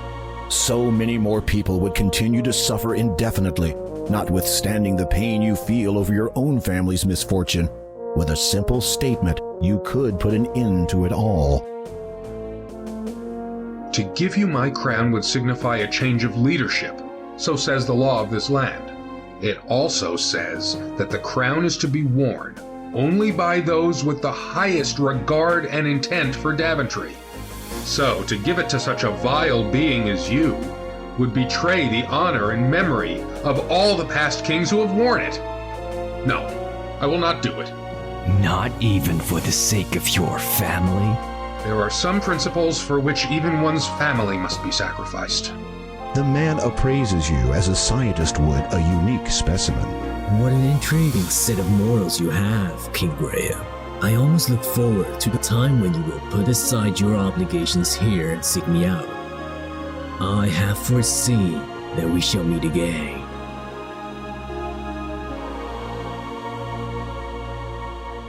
Behold your third test. Once again, you feel yourself age. You are many years older now, though still, thankfully, king of Daventry. As before, the knowledge of the previous test ebbs from your mind. This time, however, it is filled with a greater knowledge of all that has come to pass thus far. Many years have passed. Your children, once heirs to your throne, have forged their own paths in other kingdoms. Fortunately, chance has seen fit to fill the vacuum. Following the restoration of the Mask of Eternity, Daventry now has a new champion. How do you feel? I am deeply honored, sire. All right. Now, how do you really feel? Scared out of my wits, sire. You smile and feel the lines in your face stretch. You hope you'll get used to it when the true time comes. You know what they've been saying about my decision, that is. The people question my ability to perform the duties when I have another higher obligation. I believe that I can attend to both with the utmost equity. You do not deny that this obligation may arise at any moment, perhaps taking you away from this country at a time of great need? Of course not, sire, but I shall deal with that troll, as they say, when I cross that bridge. And there is the matter of you not being of royal birth. That does not sit comfortably with some of the nobles. The qualities of truth, light, and order can shine from even the most impoverished of souls. Nobility is defined through one's actions, not one's lineage, Your Majesty. You cannot help but smirk. For a man who had once lived as a peasant, he speaks extremely well.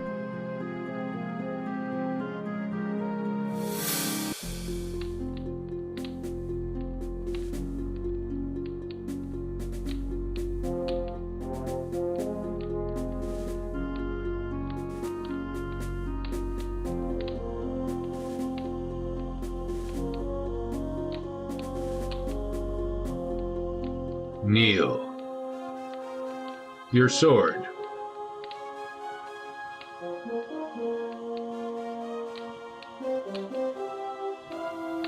By virtue of your bravery, loyalty, and good conscience, I have chosen you to be my first knight.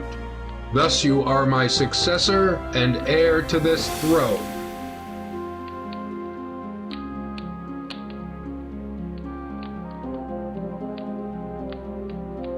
Arise, Sir Connor of Daventry.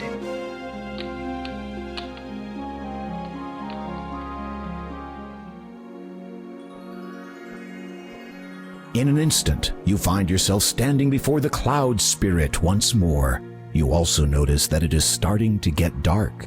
You have demonstrated your sound understanding of compassion, honor, and loyalty. These attributes transcend the mind and speak of the soul within you. Growth continues unabated throughout the lives of all living things. You have grown much, learnt a great deal, and will continue to grow in all ways. You are judged worthy of the Heir and Growth Gem.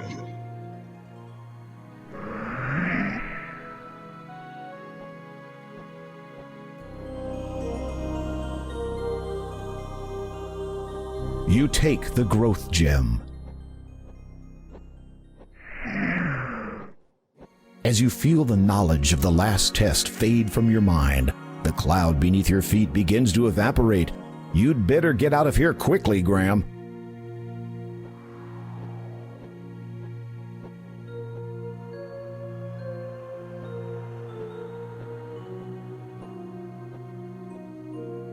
Finally, your flight comes to an end. You hope that it will be quite a while before you take to the air again.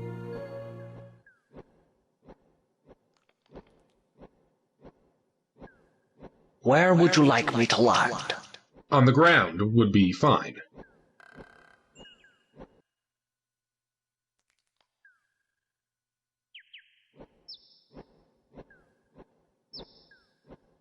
Take this sugar cube.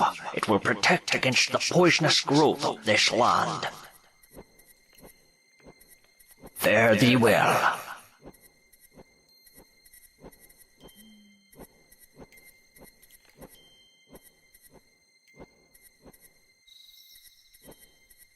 As dusk sets in and the pallid moon rises above the darkened horizon, You recall the door of destiny's words regarding the third gem, through swampy mire, in lone dark castle. Then you remember the great Neptune's disquiet reluctance to speak of Kalima's lord. You sense a growing unease that this final gem may not be the easiest to acquire.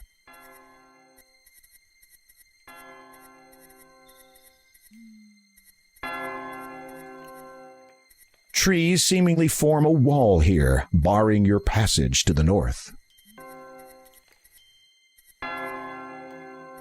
Finding the door unlocked and unbarred, you enter the church.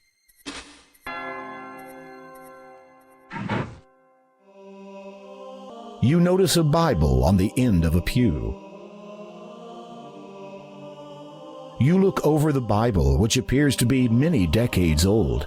You open it and find that an otherwise blank page at the front has been written on. It is dated over 20 years ago.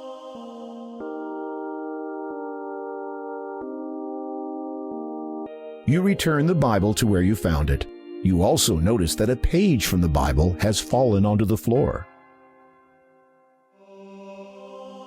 You pick up the fallen page and read it. The words appear to have been written recently. Something wicked started war. Shame nobody ever saw. The monk is dressed in a simple ankle-length robe. A belt of thick leather is tied around his ample waist. He wears worn sandals. The collection box caters to those with money or valuables to show their support for the church.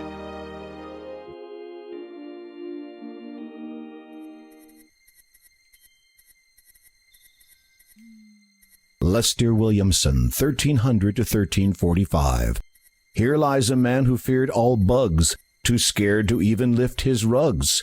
For if he had, he would have found insects that make little sound, with bites so deadly for their size that surely did cause his demise. Rarlap Niven, 985 to 1015.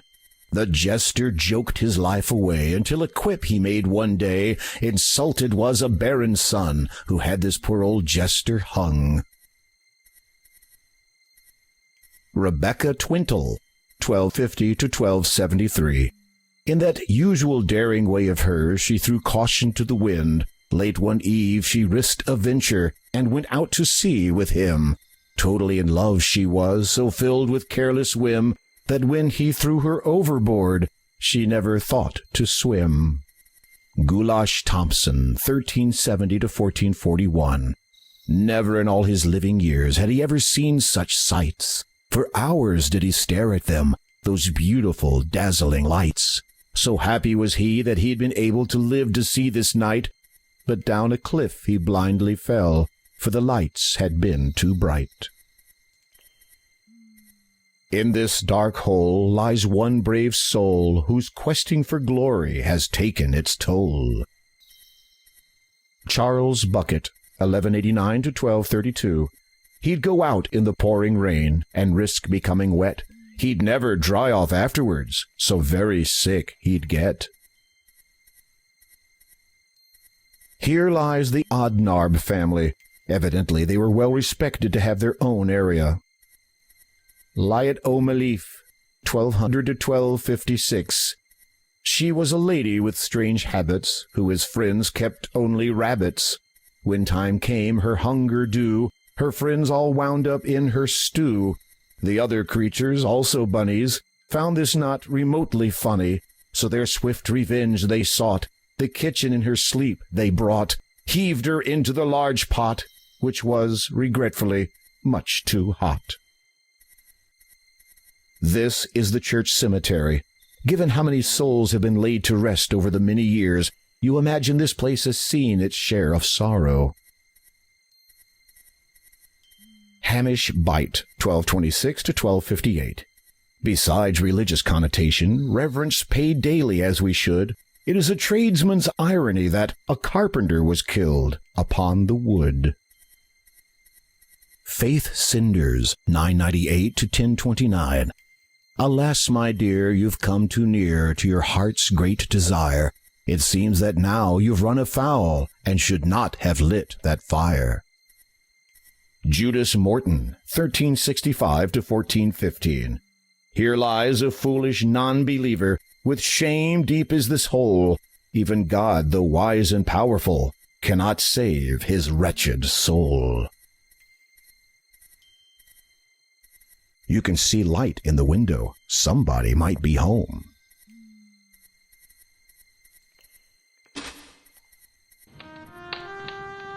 Oh, sir, have you seen my little granddaughter?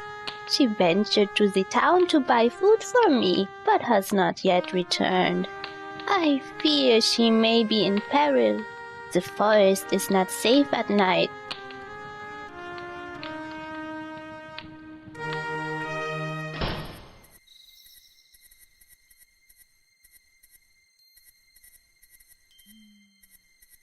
Here, this might help your sneezing. Oh, thanks. Here, you can have this back now. You retrieve the partially used cloth from the haystack. Feel better? Yeah, it's so good to be able to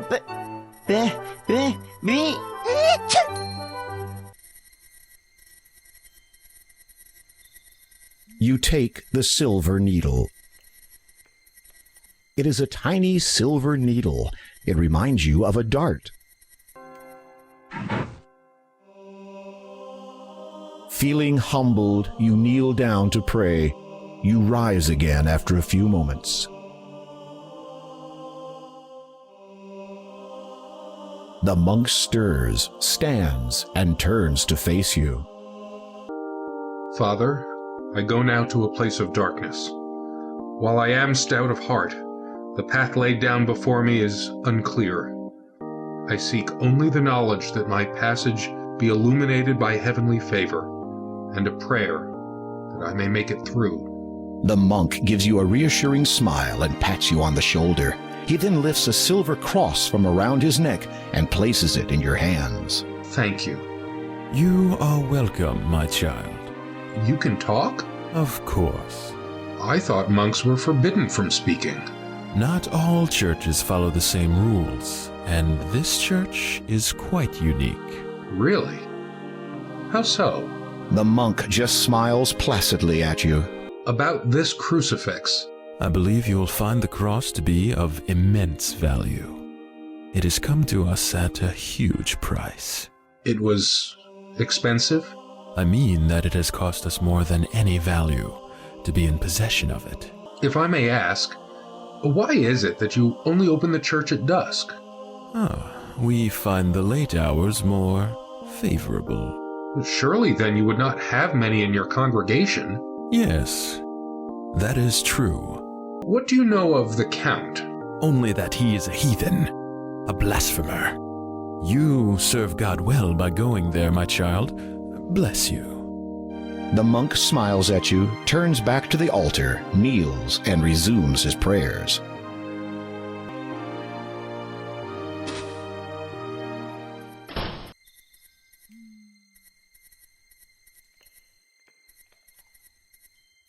Without warning, a pair of wolves dart out of the dark forest and dash towards you.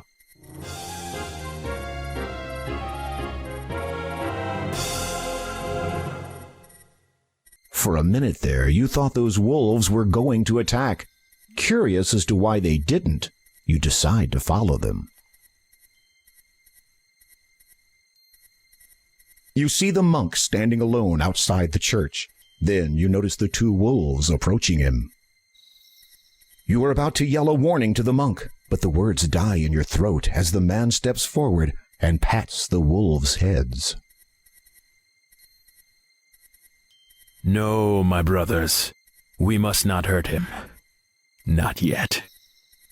He will go to the heathen's abode. He will do what needs to be done.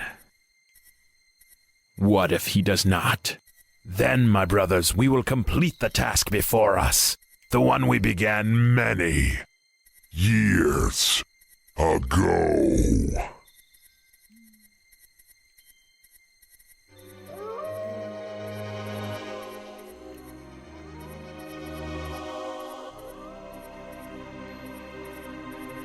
You quickly move away from the church, your heart racing faster with every step. You have a good idea now what will happen once the moon comes out in full, and you do not want to be anywhere near here when it does. One thing's for sure, you're not getting married in that church. As you approach, you recognize the child. It is Possum, the little girl you helped earlier today. You see the little girl crying. What could have happened, and why is she out so late at night? Are you all right? What happened? I went into town to buy some chicken soup for my grandma. I always try to reach home before dark, but this eve I lost my way and was attacked. Attacked? A wolf attacked you? No, not by a wolf, a dwarf. For a moment, you're not sure that you heard correctly. A dwarf, did you say? Uh-huh. He jumped out at me, took my food, and then ran away. Listen, I'm going to try to find this dwarf that you say stole your food. You get back to your grandma, understand?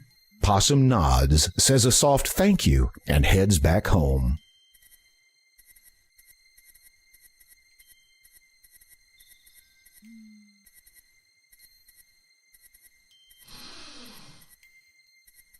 You watch as a little man runs out of the door, which has been built into a tree. You surmise that you have found the culprit's home. The vague aroma of chicken soup confirms it. That fiend!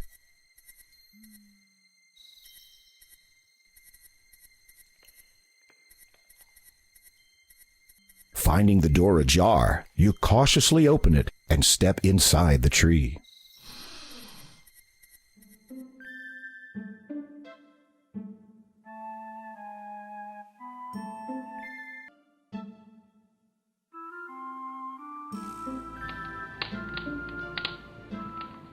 The elaborate display cabinet sitting to one side of the room looks heavy and expensive.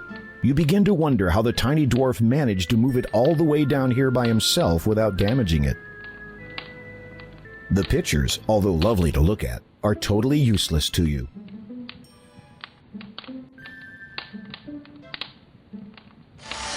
Upon opening the trunk, you find a number of items that the dwarf has obviously stolen and stashed away. Among them are some gold coins. They display the distinctive face of the first king.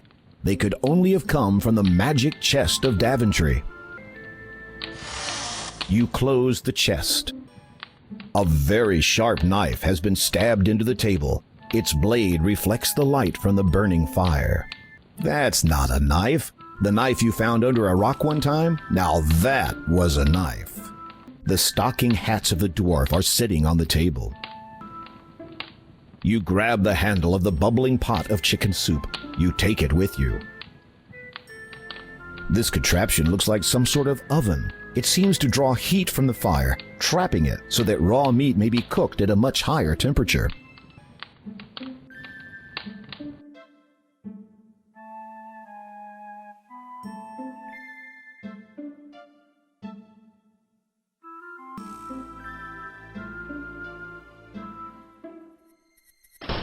You hear the latch fall into place again as the door closes behind you.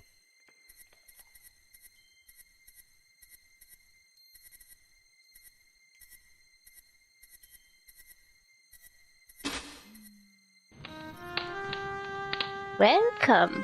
Come in, please. Possum told me to expect you. The little girl is fast asleep. Grandma looks pale and weak. She must be ailing. She's dressed in a warm flannel nightgown. White curls peek out from her flannel nightcap. Grandma looks too weak to talk at length. Perhaps there's a way to make her feel better.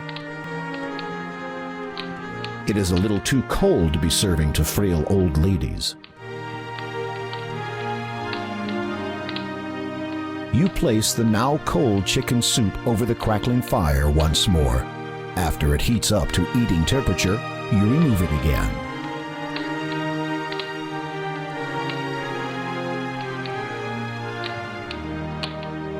You offer the soup to Possum's grandma. Introduce yourself. and wait courteously while the frail elderly lady eats the nourishing meal. When she is finished, she sets the empty bowl down elsewhere and turns her attention towards you. If you would like to speak with me for a while, I would welcome your company.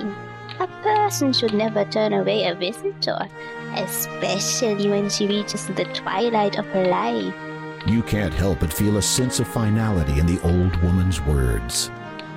You must have something in return for your kindness.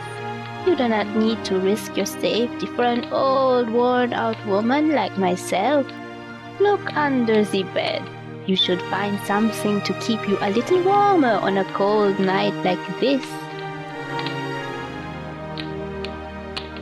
You peer under the bed and find a thick black cloak. Lying atop it is a beautiful ruby-encrusted ring. You pick both up with reverence.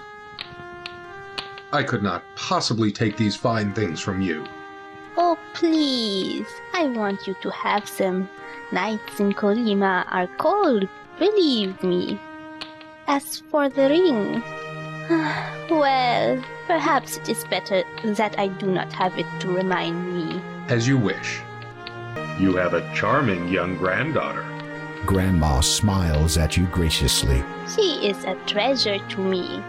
I would do anything to ensure that no harm comes to her. If I may inquire, what became of her parents? Grandma frowns, and her eyes darken for a moment before she forces a melancholy smile to her face. They were lost to us many years ago. I am afraid dear Possum never really knew her parents. It must have been a daunting task raising a child by yourself, especially at your, At my age? I am certainly not as young as I used to be, and there is no shame in that. I have tried to raise her as best I could, to keep her safe and well. However, I fear that as of late the reverse has become truer. If you please, I was hoping you might tell me of the cloak and ring's origin.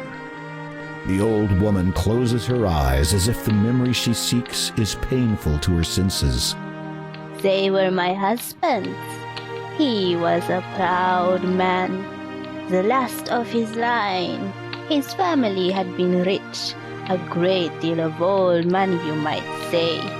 They lived in that castle you might have seen to the north. Its location upon that island is evidence of how much they valued their privacy. He was a good man, my husband. He took care of me. Certainly he had his strange habits. Most men do, if you would pardon me for saying so. I suspect that he practiced magic, so I could never catch him in the act. He would frequently journey afar, taking that black cloak with him wherever he went, to places he would not talk about.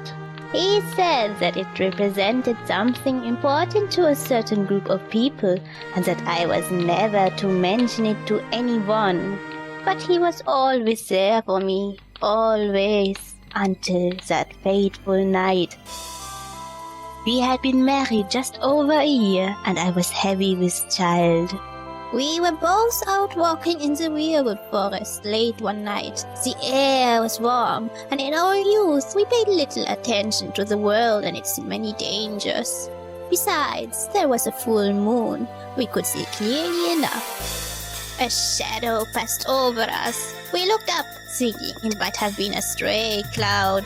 It was not. Descending upon us like a demon was the largest, most hideous bat I had ever seen. Its fangs were bared, and it dove straight for me. I must have screamed. My husband flung himself in front of me to protect me. He swung his arms about frantically in hopes of warding the horrid thing away. Perhaps he was trying to cast a spell, but could not recall how in his panic. It paid him no heed and would not be deterred. It swooped again and again, relentlessly. At one point, my husband's hand must have clipped the bat's wing because it lost control and crashed into his shoulder. He tried to wrest the foul creature away, but then he shrieked suddenly. The horrid thing had bitten him. He never did recover from that incident. He just faded with each passing hour.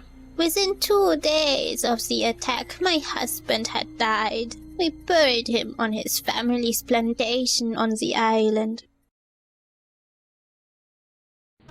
Sometimes when I sleep, I can feel him watching over me, guarding me, protecting me. I think he is waiting for my time to come so we can be together always.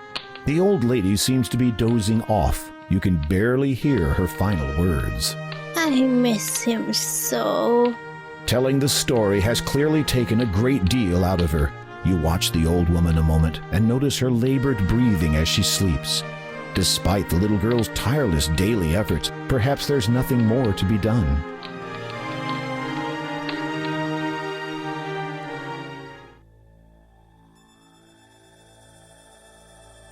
Sister Agatha, my dear, tell me you have good news. The king has arrived in Kalima, father. That is not what I meant. Yes. Well, he appears to be quite resourceful. It seems his reputation was not totally exaggerated. He's still alive?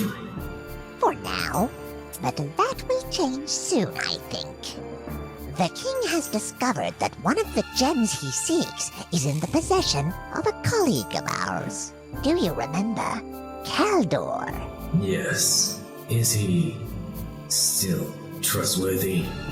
Totally. Still sharp, and there's no questioning his loyalty.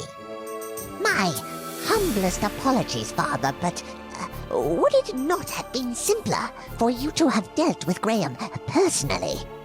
Fool! Imagine the ensuing chaos where Daventry's king murdered in his own land. How then would I be able to search for the item? I see. Failure is not an option. Understood, father. Keep me informed, preferably of good King Graham's death.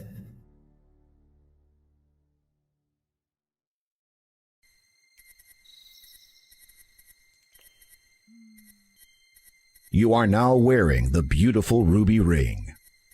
The black cloak is a fine garment. It feels thick and warm. The inside is lined with red satin. With a flourish, you fling the black cloak around your neck and fasten it. After swallowing the magic sugar cube, you get a feeling of invincibility.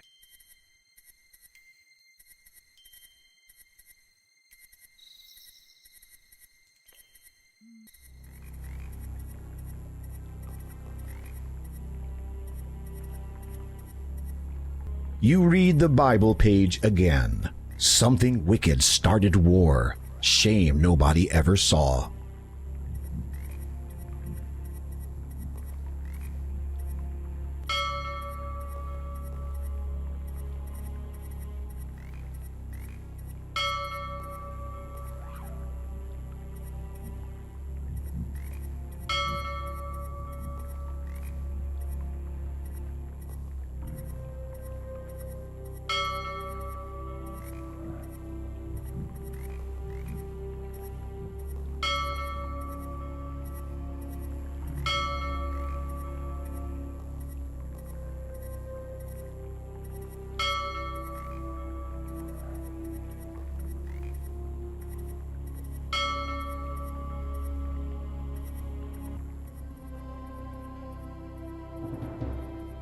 The dark water looks foul, and it reeks of something even fouler.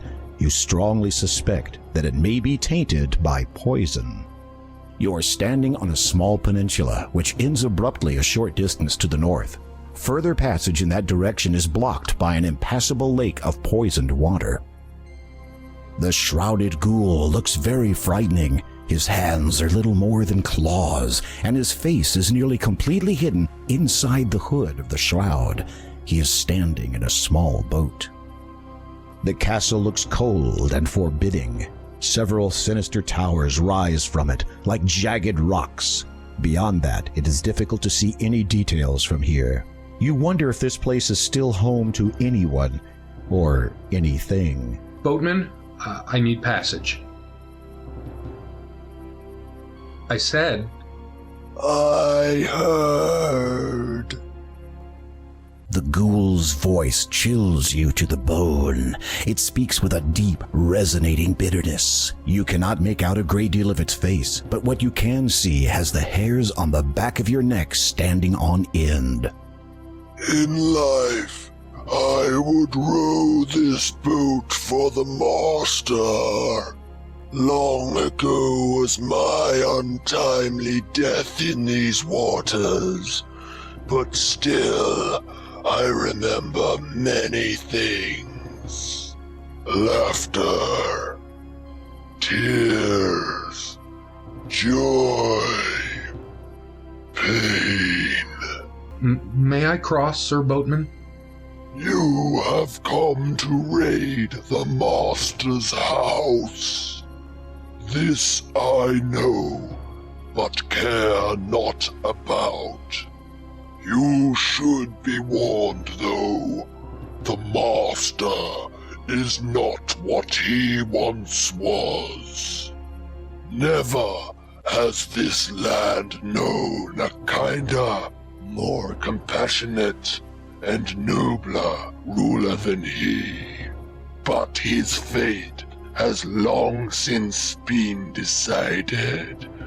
Down a dark path he now treads, and he feels naught for anyone nor anything, save for one other, and even that is a rare trait for a Nosferatu. You freeze. Neither the Door of Destiny nor Neptune mention this count as being undead. If I may ask, Sir Boatman, how did the swamp come to be here? Is it natural? No. The ground you stand upon was once farming land and dwellings for the peasantry. How did it come to be like this? A score of years passed after the master died, and a great morass opened up, covering the surrounding land with slime and poisoned water. Once rich and fertile, now it is no longer. The Count has caused this? It is believed so. For why else would his own castle be spared? Ah, thank you, Sir Boatman. As you prepare to climb into the boatman extends his claw-like hand to you. Obviously, he no longer gives free rides. The boatman accepts your payment and motions for you to climb into the boat.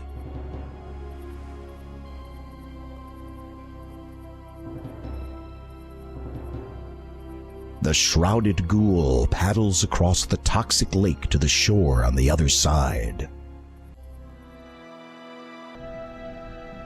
The thorns and brambles are sharp. The sharp thorns brush against your skin.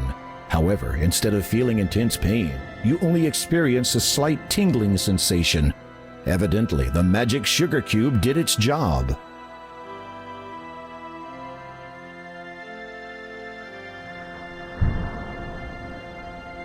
The castle's main entrance is as foreboding as the rest of this island. Everywhere you look, you feel the overpowering urge to turn around and leave this place. The ghosts waver, as if being threatened by even the slightest breeze, yet something holds them in place. It may be nothing more than an intensely strong determination or sense of purpose that keeps the spirits anchored to this world. When you speak to the ghosts, they utter a mournful wail.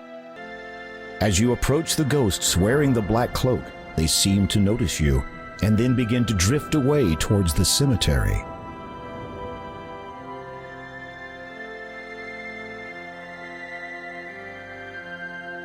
As you reach to push the massive doors open, you realize there are no handles. The only thing visible is a small keyhole, which slightly resembles a cross. Having an idea, you push the crucifix into the cross-shaped keyhole. It fits. You hear a click, and the door unlocks. You push the heavy wooden door open, take a deep breath, and step nervously inside the castle entrance. The moment you enter the great hall of the castle, you begin shivering uncontrollably, and not just from the cold. This place has an air of death wherever you go. As if creeping around this huge castle was not enough, knowing full well that an undead creature resides here would unnerve even the most stout-hearted of adventurers, you feel desperate to get what you came for and anxious to leave as quickly as possible. The great hall of the castle is a large room, quite regal in appearance, even in its simplicity. You can imagine that, in days long since past, this would serve as an impressive welcome area to guests and visitors. You suspect that such a grand entrance would be experienced by few, if any, nowadays. The portraits on the wall depict the couple who once lived here. They look young and proud. Behind the mask of apathy that comes with aristocracy, there's a certain kindness in their eyes. The fireplace looks as if it has not been used in quite a long time. You shudder, both from the cold and from the thought that the resident likely has no need of a warm house.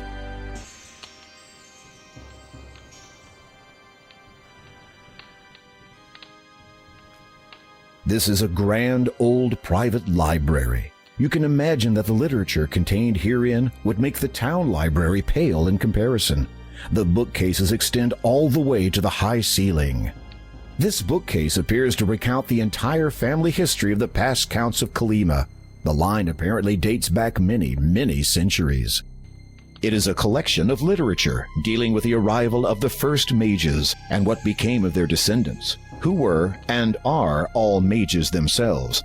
Evidently, the Count must be one such descendant, hence his apparent interest in the subject.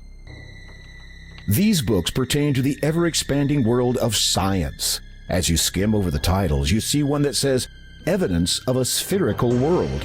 You shake your head. What will they think of next?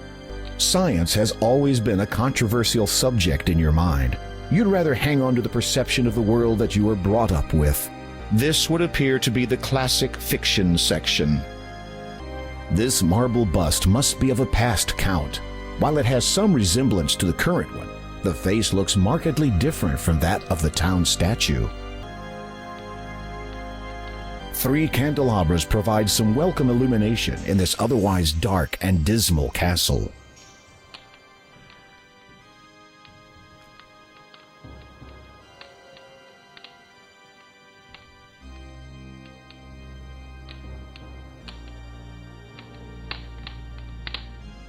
Narrow stairs ascend into a room above. There's little light here to see by.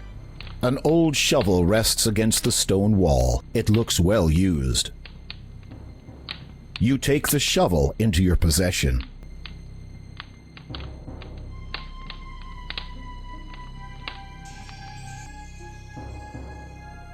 Unnaturally pale light illuminates a small area of this tower. The window looks out onto the island far below. Through it, you see that the bricks of the castle might provide some footholds if you are inclined to go climbing.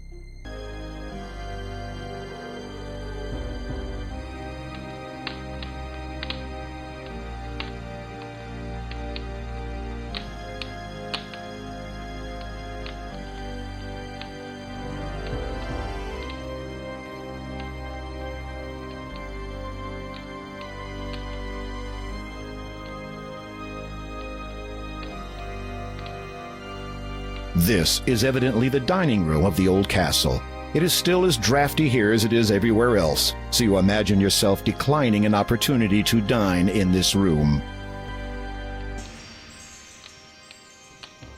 This is just a small storage room. Rows of red wine barrels are neatly stacked and piled along the wall. At least you think they contain wine.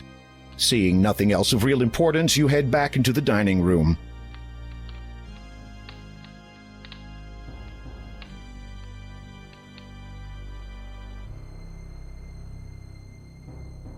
A foul stench wafts up from the gloomy darkness into which the stairs descend.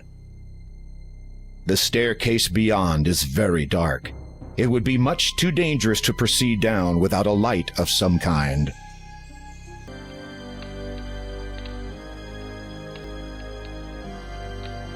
You hold your candle up to the candelabra flame. It catches. Your candle is now lit.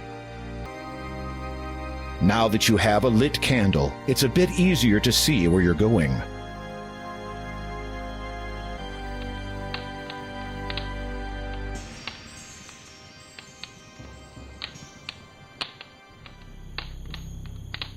There is a beautiful ornate coffin to one side of this eerie room. Dust is everywhere, cobwebs fill the corners, and a sickly odor permeates the air. The lid of the beautifully carved coffin is closed. The thick black cloak that you are wearing hampers your efforts to lift the coffin lid. Try removing the cloak first. You remove the black cloak again. Nervously, you lift the heavy lid of the elegant coffin. You peek into its red satin interior. The coffin is unoccupied, and you feel relief wash over you. As you prepare to look inside the coffin, King Graham, I presume. You turn on your heel. There, blocking the only exit from this dismal room, stands the Count. His skin is pale, his eyes jet black. He wears a black cloak nearly identical to the one that you possess. You know me? Ah, yes indeed. Sister Hagatha alerted me to your arrival, dear king. The Count is tall and elegantly dressed with a black cloak around him. His face and hands are chalk white, and his lips are blood red. Desperate to stall for time, you query the Count. Sister Hagatha, you say? Who is she? The Count regards you with a suspicious glare. Though I suspect you already know the answer, Hagatha is a charming mage who does as she pleases in this land. Strange. I was not aware a new ruler had been elected. Do not be foolish. Hagatha has no interest in the politics of this wretched place, nor do I, in point of fact. Death tends to diminish one's taste for power. No, at present, she is interested only in one thing, as am I, your destruction. In an instant, you are flat against the wall. The Count has you pinned so well you can't move a muscle, much less put up a defense. You can feel the Count's iron-cold hand on your throat. You have barely seconds before the inevitable happens. With difficulty, you manage to loosen the ruby ring from your finger and drop it to the floor. The Count's eyes dart to it quickly, then flash angrily back to you. Where did you get that? The elderly woman who lives in a house to the south of here, near the beach. She gave it to me. For helping her. The Count regards you for a moment. His dark eyes bore unendingly into yours, and you feel as if your very soul is bare. What do you know of her? She is not well. I know. Do you think I am not aware of that? You're sweating profusely. Hopefully this vampire doesn't find the odor appetizing. Night is the most dangerous of times for my mortal family.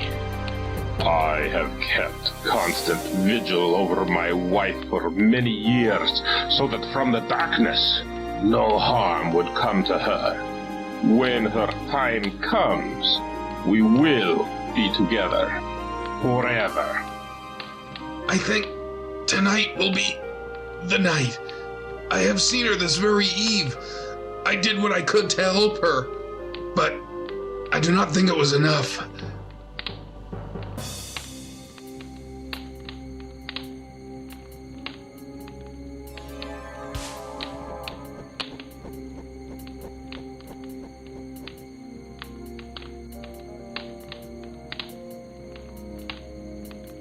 As you watch the giant bat fly out of the room, you realize with dread that the Count has confiscated your crucifix. Without it, you are trapped in this castle. Now what are you going to do? You peer into the ornate coffin. Finding it unoccupied, you see that the interior is lined with shiny red satin. A beautiful satin pillow adorns the interior of this ornate coffin. At long last, you have located the final gem, the Death Gem. You breathe deeply, reach out, and take the stone in your hands. It is ice cold to the touch, but you don't care. This is the last thing you need to unlock the door of destiny. Now all you have to do is get out of here. You are not the door of destiny. It is a slightly luminescent red stone about the size of your palm.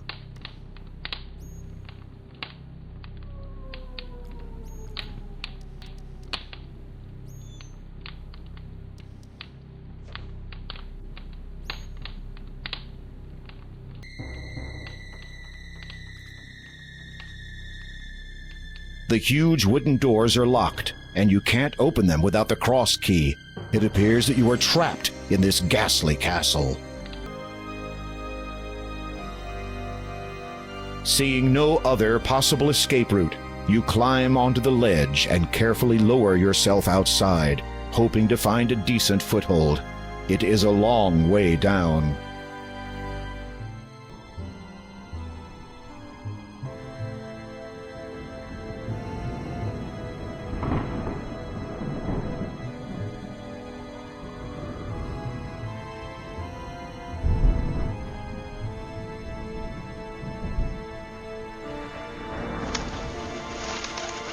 Suddenly, you hear a swishing noise in your ear. It's joined by two others. You instinctively try to brush whatever it is away, but in doing so, lose your hold on the bricks and fall backwards.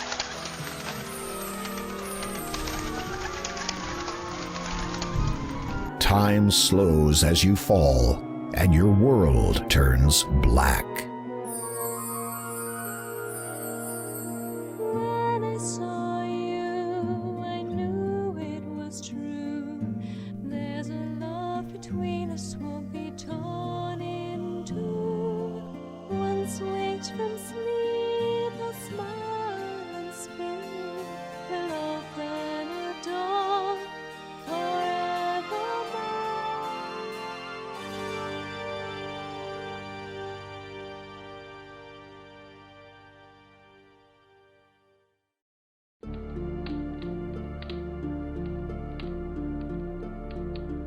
Our guest has awoken, my love. Ah, good evening, dear king. I do not believe we have been properly introduced. I am Count Kaldor, former lord of the realm of Colima. May I present my wife, Countess Lavidia? A pleasure to see you again. In gratitude to you for alerting me to my wife's grave condition, I took the liberty of preparing you a dish. I thought you might be hungry after your harrowing adventure at my window. You will forgive us if we do not join you. Our tastes differ from yours, do they not, my darling? You shudder to think what different tastes actually means, but for some reason you note that you can no longer hear any rats squeaking in the distance. Indeed. So much to become accustomed to. You shall have all the time that the world has to share to grow accustomed to such things. Well, perhaps 30 years. Should the father locate the item by then, there might not be enough world left for anyone afterwards. As his father, to do is why you frequently went abroad, always with that cloak of yours? Most certainly. But I think that my affiliation with him and his association has come to a close. My obligations to them took me away from my beloved too often. I do not wish to repeat that mistake. You are forgiven, my love. Their attention, which seemed to have wavered momentarily, now redirects back to you. Well, well, well. What to do with this one? What were you going to do with him? Kill him. I had quite clear instructions from Hagatha, who had apparently received them from the father himself. But if you are not, as you say, affiliated with his association anymore... They both share a knowing smile. Tell us, King Graham, why are you here in Colima? You take a deep breath, trying to ignore the fact that you are the only one capable of doing so, and relate your story of the vision in the magic mirror and your quest to find the 3 gems of nature. The Count and Countess exchange cryptic smiles. Romancing the stones. Indeed. Obviously, that was a private joke, as you did not understand it. So you search for the one with which you would share the rest of your life. On that I cannot fault you, nor on your intentions here. Therefore, I can forgive the trespassing. However, there is the matter of the dark gem you wish to remove from my castle.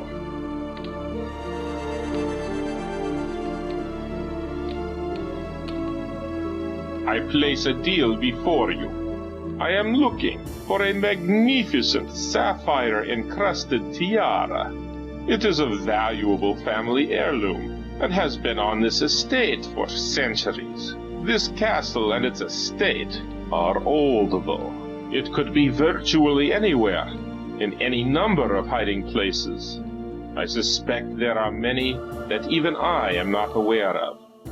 I wish to present this tiara to my wife as a gift to commemorate the eternity we shall spend together. If you can find it and bring it to me before sunrise, then I will give you the gem you seek and your freedom.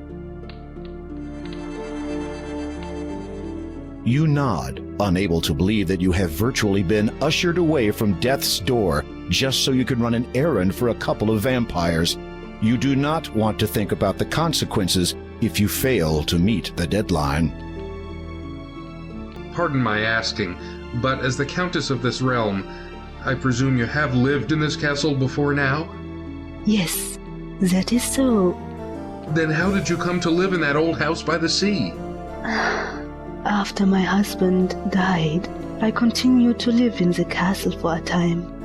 I watched my newborn son grow into a man, marry, and have a child of his own. Possum. Yes. Shortly after her birth, however, my son and his wife both befell a tragic end at the hands of... The Countess looks pained and appears unable to continue.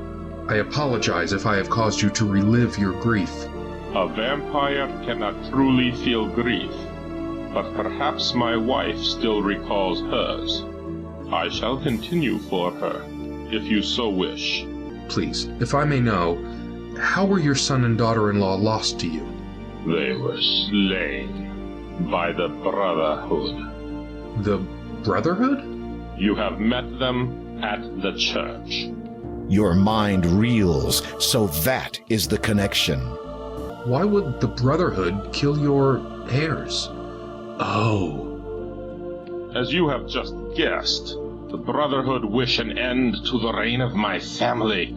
Why else would they give you the means to penetrate my domain, so that you could do their dirty work for them? The Cross Key. Exactly. Stolen from me through stealth, and their own brand of magic. The Counts of Colima have all descended from a single bloodline. We have always been partial to change, as opposed to the stagnating status quo of the Brotherhood. Over the last few decades, the Brotherhood have tried to dispose of my family as best they could. That which I am now was brought about by them. They were the ones who set the monstrous, infected bat upon me. Long have I cursed my ineptitude. I should have used magic to defend myself. Do not be so hard on yourself, my dear. I remember that night well. That hideous creature gave you no chance. Perhaps. But I should have awoken from my dark sleep sooner. Then I would have been able to protect our beloved son and his wife, and you would not have been forced to flee the castle, to live out your days in that wretched old house, under a false identity. It was not so bad a time. Dear little possum loved it. I hope she will be as happy in her new home. She has a new life now, with no reason to fear any more. This brotherhood, are they real monks? They were once, but something happened to them. Local folklore would have you believe that Weirwood Forest is a host to certain entities, spirits of the wild they are called. And what of them? I believe the monks encountered these spirits. What occurred specifically is beyond anyone's knowledge but their own. But it is evident that the men were given the ability to transform themselves. Unfortunately, their minds were apparently transformed also. They began to believe they were destined to rule, and since have presented great danger to myself and my family. So the danger you face is not a result of some decades-old feud? Not at all, dear king, though history will likely reflect such. But, to answer your question, the members of the Brotherhood are no longer the goodly monks they once were. They do not represent their fellow brethren well. So, I have until just before sunrise to retrieve this tiara?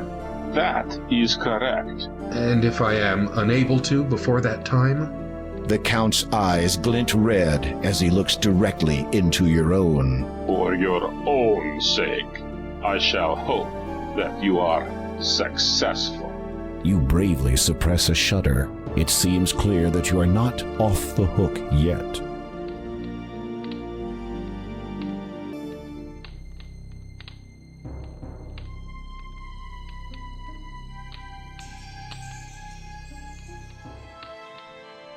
You see a young woman sitting on the dusty floor. She has a book in her lap entitled Little Red Riding Hood. I wish I could read this story. All the pretty words. Whatever do they say? The pictures look interesting, but what is this book about? I wish I could read this story. A young woman sits on the dusty floor. She is reading, or trying to read, a book entitled Little Red Riding Hood. Aside from the pictures, she does not appear to be comprehending the content at all. All the pretty words. The book tells the story of a young girl who met a wolf in the forest. The young woman's head snaps up. Her black eyes drill into your own. You gasp as you realize you are looking at yet another vampire. Just how many has the Count made tonight? The young woman's lips transform from hungry to, fortunately, pleasant recognition. So you are the guest of my grandfather's house. I was hoping I would meet you again. The woman is startlingly beautiful, but in an eerie, unnatural way. You find yourself unable to speak for a moment. She does look somewhat familiar, but from where? Oh, my handsome gentleman does not recognize me? Should I? You remember the basket, the soup? With a start, you recognize the young woman. She's grown and matured considerably since you last saw her. The little girl, Possum, has been transformed completely into this. She has traded her small ruby cloak for a dazzling satin robe of the same color. Are you unhappy with my appearance? No, it's just that you have me at a disadvantage. I do not know your real name. Anastasia. A beautiful name. Yes, it was one of the few things my parents left me before they died. They're probably buried somewhere on this island, as a matter of fact. What do you seek here? You explain your so far unsuccessful attempt to locate the tiara. The young woman looks thoughtful for a moment, then suddenly snaps her fingers. A discarded pile of books shift aside from the floor, and a single black book is revealed underneath. She appraises the black book with indignant incomprehension, then holds it out towards you. You take the book from Anastasia's hand. I do not suppose that has anything to do with it, but it must be about something important. How do you feel about what the Count has done to you? I am not sure. I suppose I should be grateful. Grateful? Yes. If he had left me as I was, I would have faced the same danger that claimed the lives of my parents. The murderers hunt my family still. We will not be completely safe until they are gone. At least I now need not fear anything that prowls by night. True enough. And if you can avoid daylight altogether for the rest of eternity, you will be fine. This black book is entitled Sleepy Hollow. It feels lighter than its size would suggest.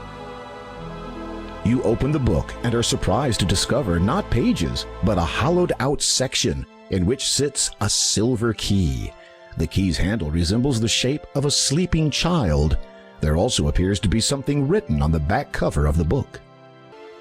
In the hollow, you can see that the inside back cover has been written on. Some words have been scrawled onto the paper. They are faded, but still mostly legible.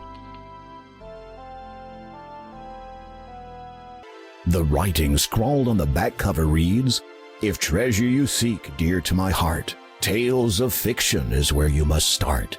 Find first the beauty with stepsisters too, then visit the huts that the big bad wolf blew. The girl with no flock will usher your way to the little old man who spins gold out of hay. Those two star-crossed lovers shall be your last guide. They'll lead you to riches that pirates did hide. What you earnestly seek shall now truly be yours, though get it part wrong, and you'll be greeted by Mars." The book contains instructions, but instructions pertaining to what, I wonder? Read it to me. You do so. Why, it's the bookcase, silly. It tells you how you'd find a book from there. You have to simply follow the directions. I am sure you will figure it out. What is Mars?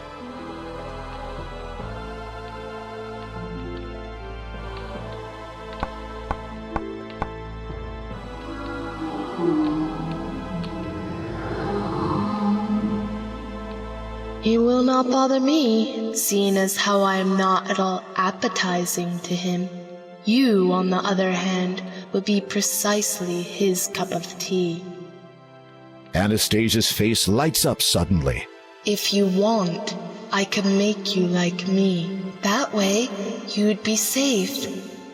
It would have sounded to you like a generous, innocent suggestion from a sweet girl, if it did not involve large losses of essential bodily fluids on your part. You politely decline the offer.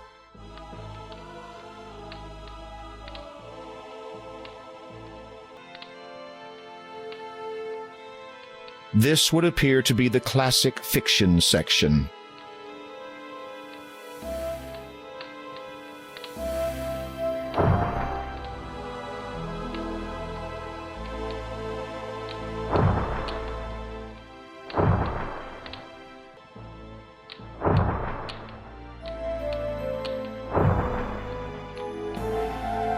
A new book has appeared on the third shelf down.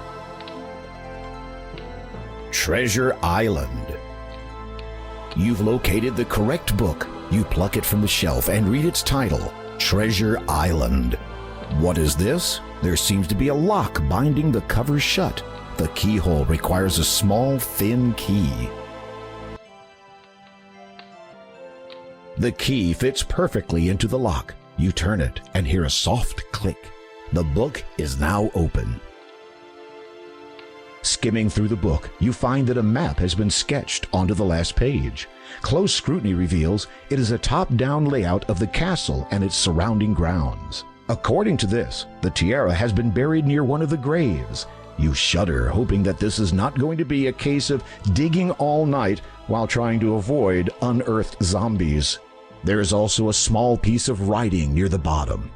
A date of fate can be found with a first, a second, and a double of nothing. I wish only one thing as payment for helping you find that book. Of course. Would you be so kind as to take this bracelet and place it on my mother's grave? I believe she wanted me to have it while I was alive. Now, it seems no longer appropriate to keep it. Thank you. I must retire now. It will not be long before sunrise. Good night, Graham. Good night, Anastasia.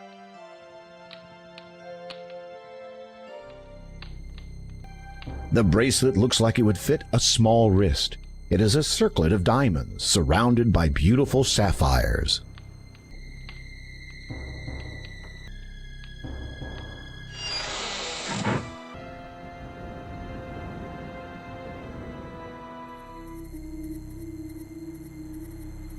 The ghosts waver, as if being threatened by even the slightest breeze, yet something holds them in place. It may be nothing more than an intensely strong determination or sense of purpose that keeps the spirits anchored to this world. As you hold up the bracelet, the ghosts seem to relax slightly. You wonder if it is now safe to approach them and enter the cemetery. Lord Herbert and Lady Lillian, 1646 to 1668, loving parents of Anastasia, beloved son and daughter-in-law of Count Caldor and Countess Lavidia, our enemies be warned, their untimely deaths shall be avenged.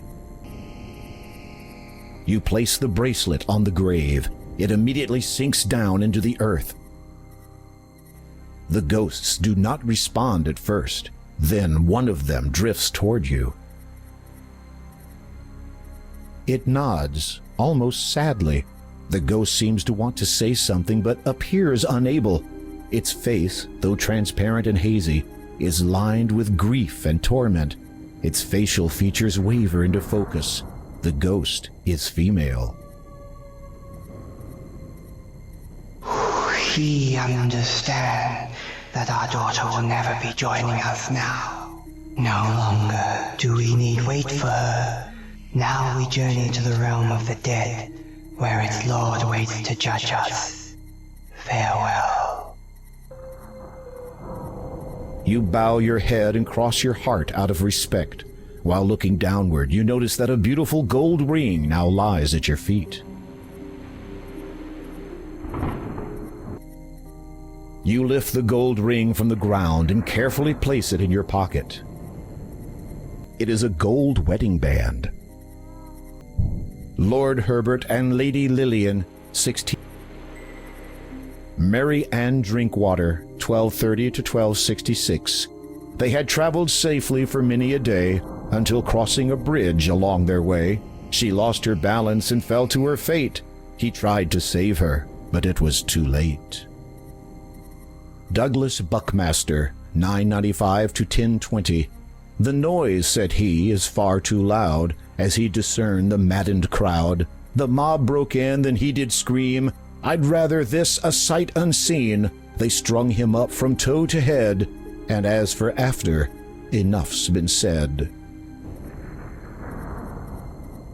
Tombs and crypts line the edge of this run-down cemetery. Though once grand and noble, years of neglect have obviously taken their toll on them. Maria von Trapp, 35 to 65. The hills beckoned, but it was a long way down. Boris and Olga. There was an old couple named Olga and Stovich, who in truth made quite a nice pair. They lived with each other for many long years, till they wound up in each other's hair. Date of death, 1567.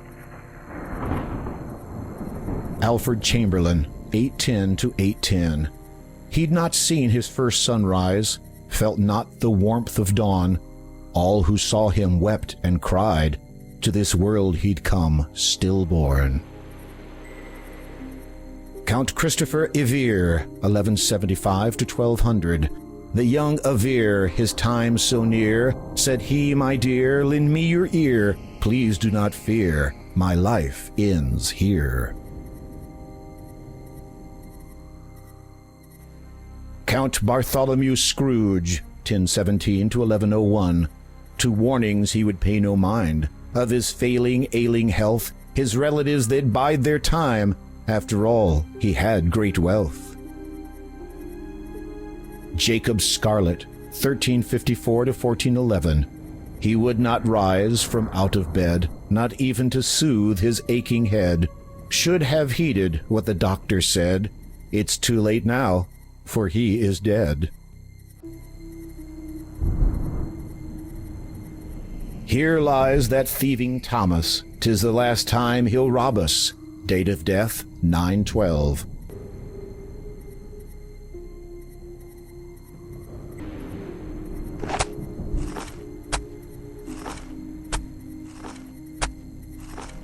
You stop digging when your shovel hits something hard. You feel Nervously, you reach down, open the coffin, and look inside. You search through the belongings of the deceased. According to the headstone, they belong to a Count Christopher Ivere. After some tentative searching, you find a parchment. It appears to be the last will and testament of Larman Odnarb, healer. This isn't right. You run your eyes over the parchment. It's dated 1200, the same as the date on the headstone. However, the instructions pertaining to his burial were for Larman to be placed near his family at the church's cemetery. Oh dear.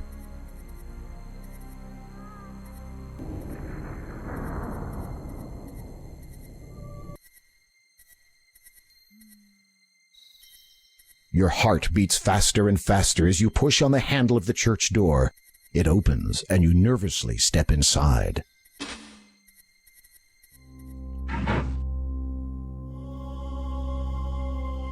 Evidently, someone stands at the center of the symbol, as you can see some hair on that part of the floor.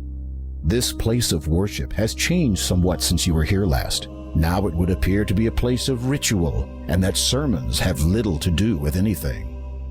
A large tapestry now adorns the wall behind the altar. The image on the tapestry bears a depiction of some kind of ceremony or ritual. It is somehow reminiscent of the room you are now standing in. You see a book sitting on the altar. It appears old and worn. You look over the book. It is a journal written by Lowolf, head monk of the Church of Kalima. Flipping through it, you see a paragraph with a name you recognize.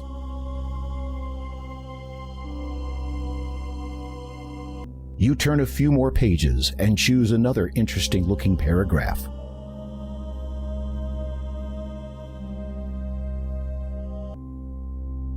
The journal largely contains many entries of similar types and of daily matters of a monk's life.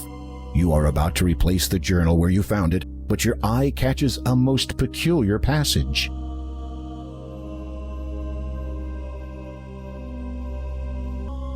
The passage ends abruptly. Though there are many pages left to be written on, it is evident that the final passage was written a number of years ago. How strange. You replace the journal, putting it back where you found it.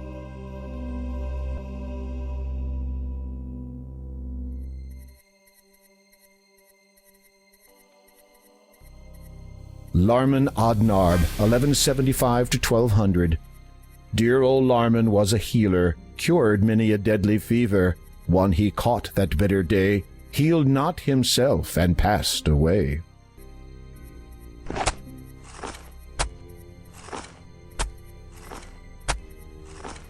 You stop digging when your shovel hits something hard.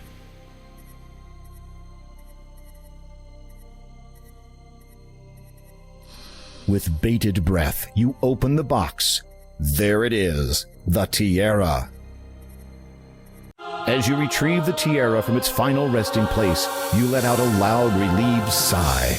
You feel as if the coming sunrise will be the most glorious sight you will ever behold, considering how close you were to never seeing another again. Now don't delay, you still have to get it back to the castle.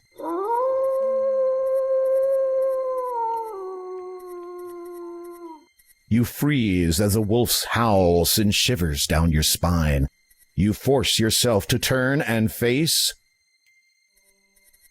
nothing. Your anxiety must be causing you to hear things. This tiara is stunning. It is encrusted with diamonds from the back to the front, progressively getting larger. The center stone in the front is a dazzling sapphire.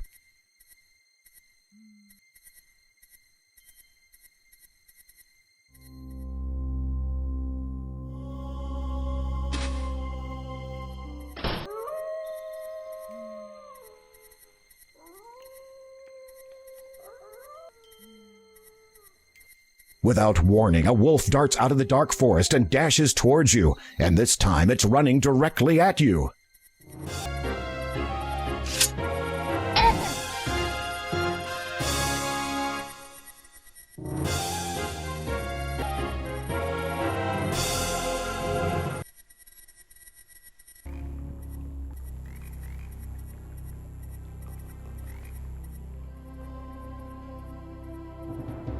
Something is wrong here. There is no boat, no boatman, and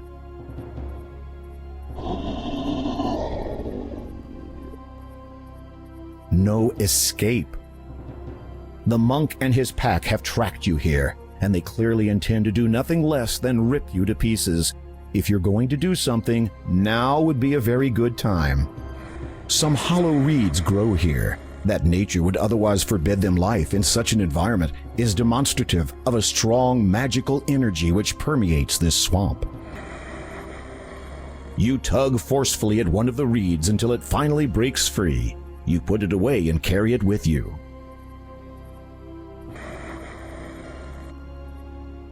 Very carefully, you bend down and soak the tip of the needle in the foul, toxic water. The silver needle fits perfectly into the end of this hollow reed, making a sturdy pea shooter. The coating of deadly poison makes the needle a lethal projectile.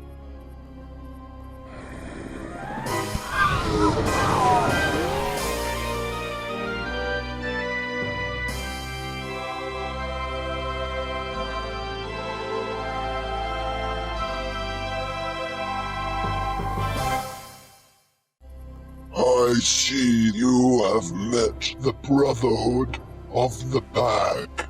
Where were you? Detained. A man who had assumed your appearance boarded my boat. When we reached the other side, I perceived the flaws of his disguise and dispatched him instantly. The Count has been wary of the Brotherhood of the Pack for many years now.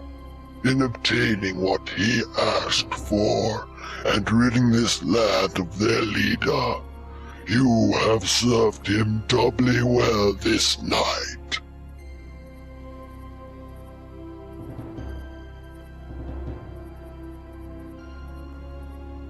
The shrouded ghoul paddles across the toxic lake to the shore on the other side. You re-enter the huge wooden doors and quickly make your way to the castle's main dining room. As expected, you find the Count and Countess awaiting you. You have performed admirably. Not only have you found the tiara I sought, you have rid me and this land of the deceptive and secretive Brotherhood of the Pack.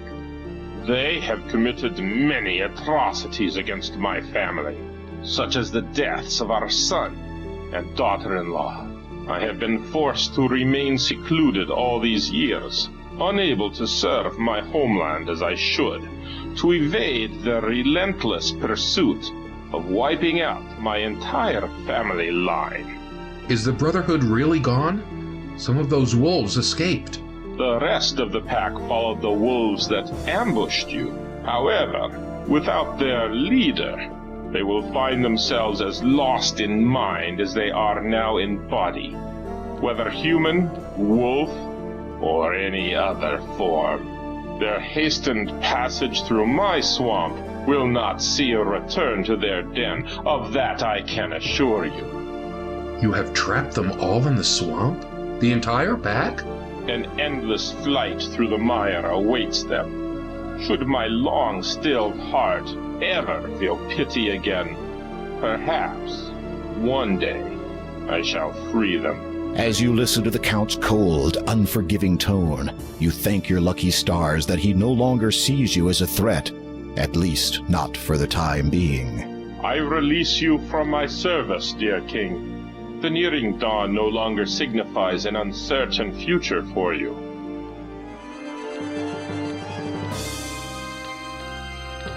You take the death gem. Finally, you have all 3 stones in your possession. You feel a pang of anticipation as you realize that all you need to do now is take them to the door of destiny. You said you were the former Lord of Kalima? Yes. When did you abdicate? I didn't, as such. When I became what I am now, ruling this realm lost all meaning to me. All that mattered was the well-being of my dearest treasure. You flatter me. It is well deserved. All that mattered to me was her safety. I concerned myself with little else. And now? I have recently given thought to. But no, it is a foolish notion to entertain. The people would never accept me as I am now. Your statue in the town still stands. The people obviously hold you in high regard even after all the years of your absence. Perhaps. However, my concern right now is the safety of my family. I have taken steps to ensure that they are better protected from our enemies. I wish you the best, dear king. A word of advice, King Graham. Once you have found the lady you seek, protect her with all your strength. Never leave her side, and place no importance above that of her well-being. Give your life for hers if it should ever come to that. Love can last an eternity, but your loved one can be lost in an instant. Heed those words, my king, and farewell.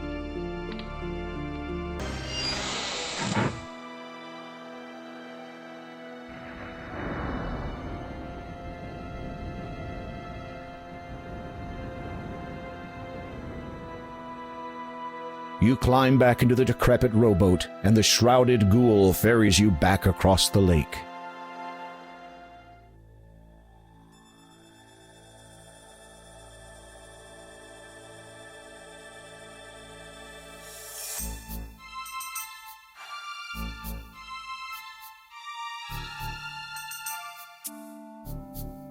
He did what? Well, it would appear that our Count's loyalty was to be questioned after all. Keldor has decided to leave us, now that he again has his wife at his side. No one has ever done my service before. Yes, Father, it is most regrettable. It is unthinkable! Yes, Father, it is quite unthinkable. It is up to you then, Sister Agatha. Yes, Father, it is... pardon? You will have to deal with him yourself. If Graham dies abroad, the crown will pass to me. And with it, the item will be known to me at long last. Father, are you sure? It is an ancient legend. It does exist, and I will find it! Do you hear me, Agatha? Graham is not to return to Daventry alive!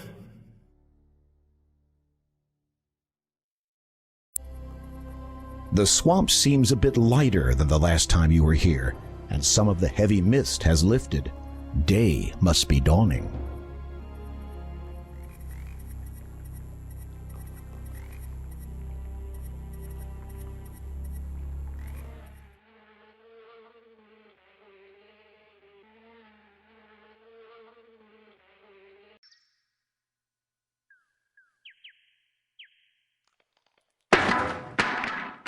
Oh no! The plank you stepped on was a trap. Your leg passed right through it, and now you are very, very stuck. Try as you might, you cannot dislodge yourself. You hear a noise. Someone or something is approaching you from behind. You there! Can you?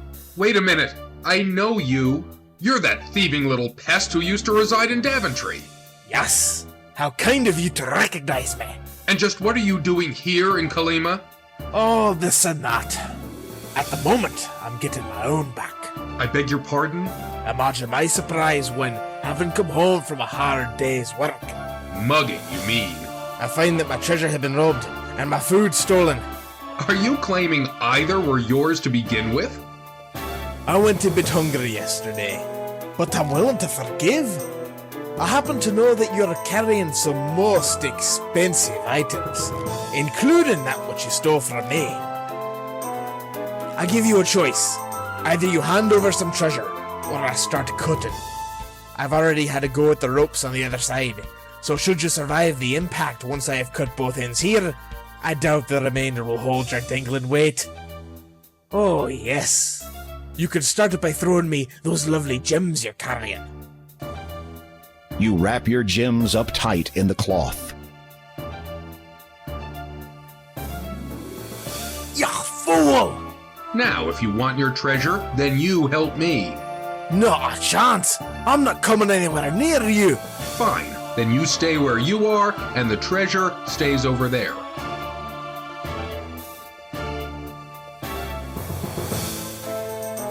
It seems that your ultimatum has caused a conflict of interest for the dwarf.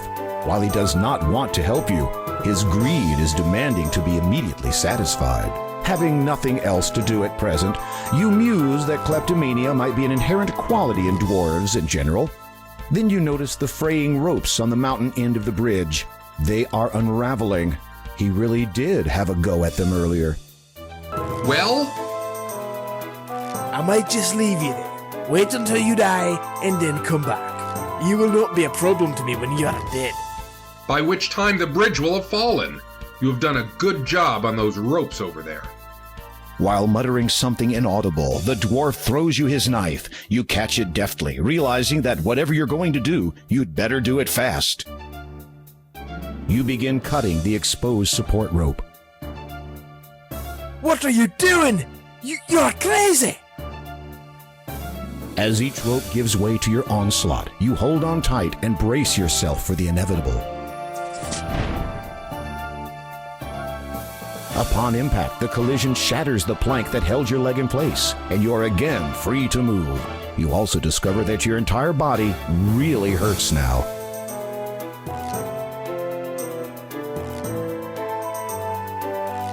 Be careful, Greg.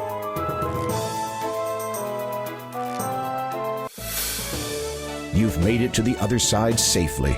Of course, you have no way of getting back. Not that it concerns you at this point. You could at least give me back my knife. No! It serves you right for stealing from Daventry's magic chest.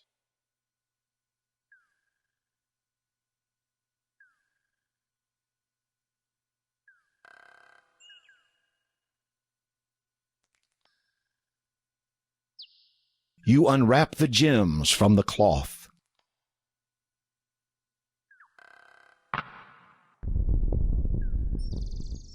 You push the gem firmly into the indentation.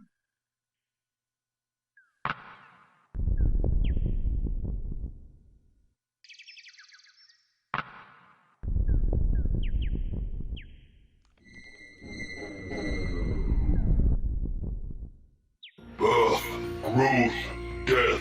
The cycle of this life is complete, now and forever. Speak, and my purpose is thus fulfilled. My passage to the next world may begin at long last. Then, if you please, I would bid thee open. As you wish, but a word of caution. As you enter, know in your heart which destiny you truly desire.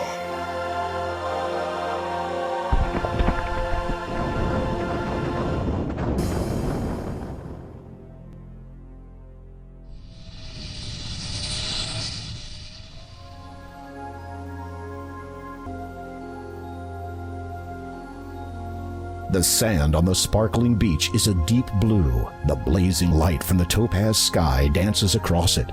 Cliffs tower above the beach. Although the water looks calm on the surface, there are dangerous undercurrents at work here.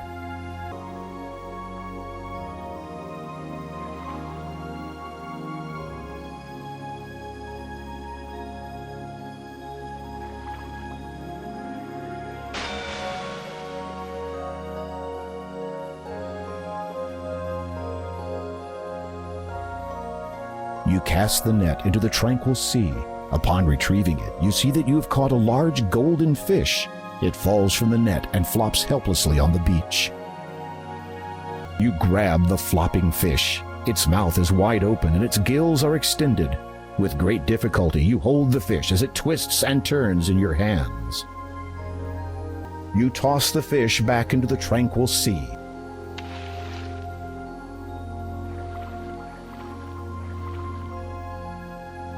Thank you for not killing me. For your kindness, I will gladly take you across to the other side of this vast sea. You carefully lower yourself down the steep embankment and slide onto the fish's scaly back. You hold on tight as the fish swims far out to sea.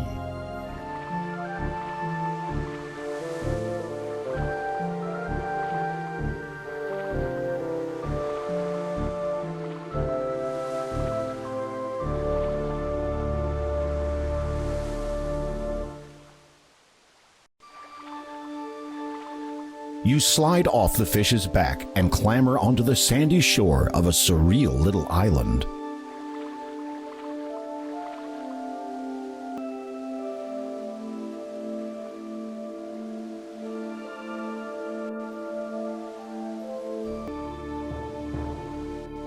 You can see that the island is really quite small. The foliage is remarkable, though. Plants and flowers have overgrown it, some growing very large in contrast to the tiny island.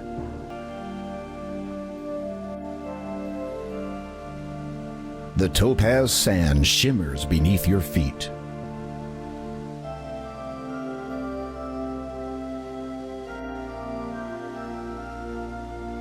The small island offshore has only a few bushes and palm trees growing on it. You wonder if there's anything over there worth examining. Some writing has appeared in the sand. It reads, "It would appear that you, my dear, are here indeed to help me. Walk to this sand and place your hand upon these words, and you'll see." You place your palm upon the words in the sand.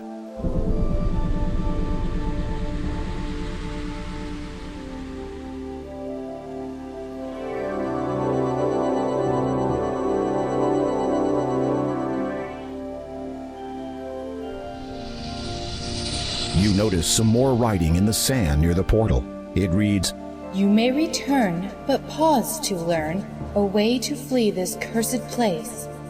My end draws near, so hurry, dear, and come swift to me in haste." You are standing on a small island. There doesn't seem to be much of interest here, except the portal you've opened.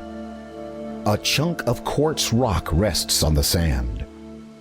You hold your finger up in the air. You feel no wind.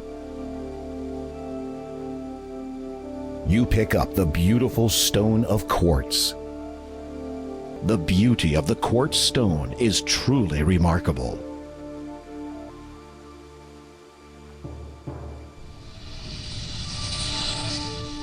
Three symbols are depicted in the sand. Perhaps each one represents an action that must be performed in order to establish an escape route from this strange place.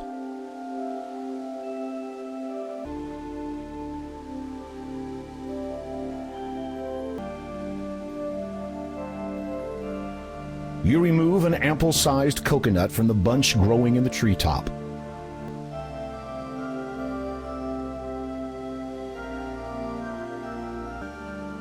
Using the sharp blade of your sword, you slice the coconut clean in half. The milk spilled out of this coconut when you cut it in half. Consequently, it contains nothing that could be poured over the symbols. You fill the half coconut with briny water from the magenta sea.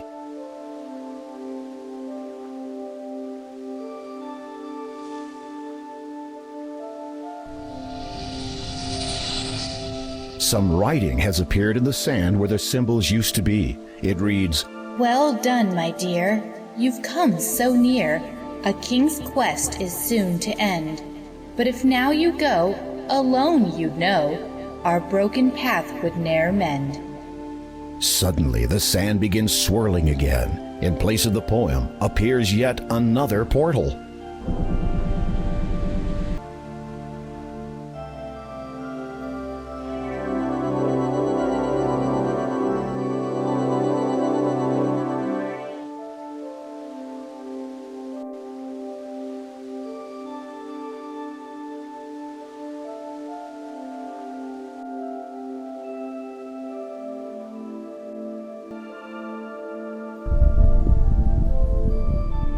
As you place the quartz stone into the shallow hole, you hear it lock into place.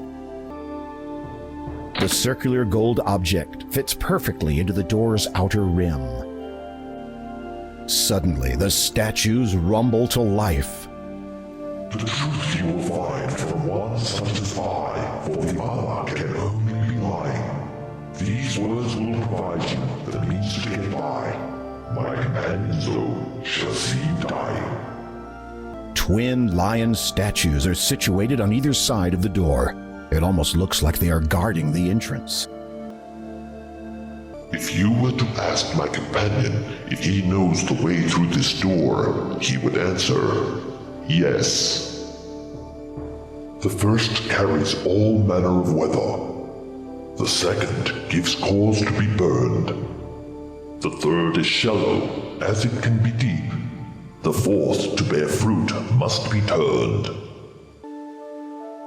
If you were to ask my companion if he knows the way through this door, he would answer, no.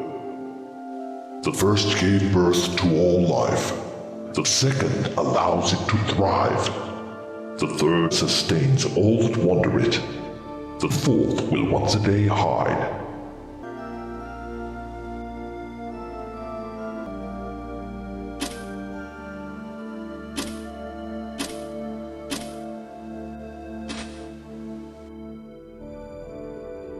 Light pouring through the window creates a patch on the ground here.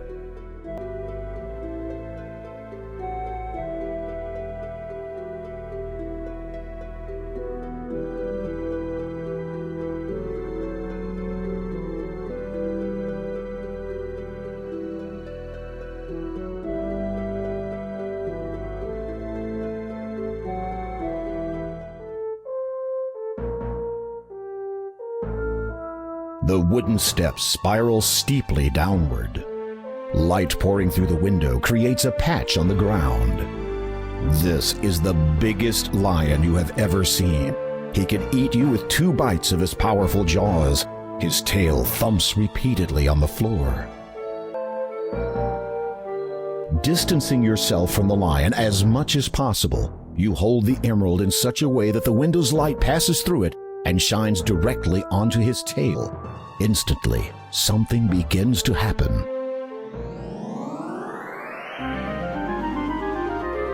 I cannot tell you how much I appreciate what you just did for me.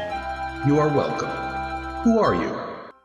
At one time, I was Hagatha's suitor, when we were both much younger. Believe it or not, she was quite attractive in her day. But during the course of our relationship, I fell in love with another woman. In a jealous rage, Hagatha transformed me into a lion to guard this door for the rest of my life. I have seen, or rather heard, many a pretty damsel spend the last of her days inside that room. Incidentally, I presume you have found the exit from this strange island? Yes, but... Then I shall bid you farewell. It is awfully drafty in here. Strange, I didn't notice that when I was covered in cat hair.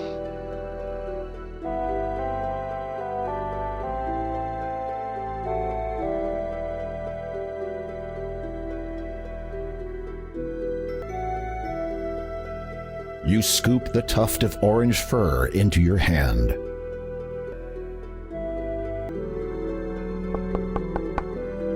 You knock lightly on the door. However, there is no response. A heavy beam has been secured across the wooden doors. You lift the heavy wooden beam that holds the doors in place.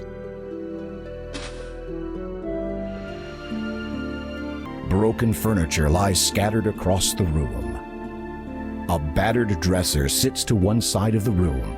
Its once beautiful mirror is half shattered, and the frame is warped and covered with nicks and scratches. The room at the top of this tower is bare. Its few furnishings are smashed and broken. You are angered by the thought that this fair maiden has been imprisoned in such a place. She is even more lovely than she appeared in the magic mirror. She sleeps soundly and shows no signs of stirring at your presence. You feel as if you could watch her like this for an eternity.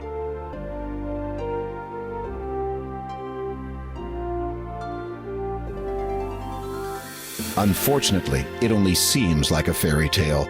The maiden doesn't respond to your kiss. Her sleep appears to be somewhat deeper than usual. You suspect a magical influence. As you hold the emerald over the girl, you realize that the light from the window does not penetrate this part of the room.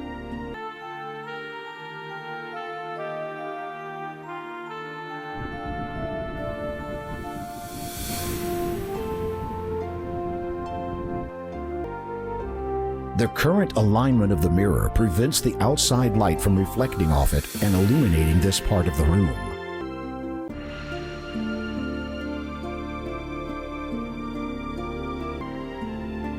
You hold the emerald between the ray of light and the sleeping maiden. At first, nothing happens. Then she stirs. The radiant light streams through the emerald and dispels the sleeping enchantment instantly.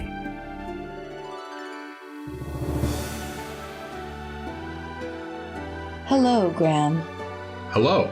I think you have me at a disadvantage, my lady. Oh, of course. My name is Valenice. I've been watching you. Watching me? But how? In my sleep, from the moment you arrived in Kalima. The lines in the sand. Those were your words? This is a strange place, filled with much strong magic. Once you arrived, I discovered a way to communicate to you from my sleep. I hope you found my words to be of some aid. Indeed I did, my lady. My heart was warmed greatly when you expressed your longing to see me. I have come to learn a great deal about you, Graham, of your nobility and bravery. I know why you came here, and how truly deep your feelings are for me. I want you to know that I have come to feel the same way for you. Something about the way she looks at you speaks 1,000 words. She loves you, Graham. She really loves you. Even if this is a dream, this moment could not be better. Now, isn't this nice?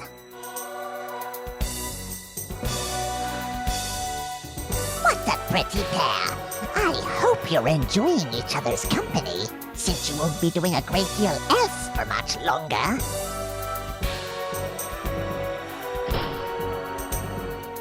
The door! Why, you...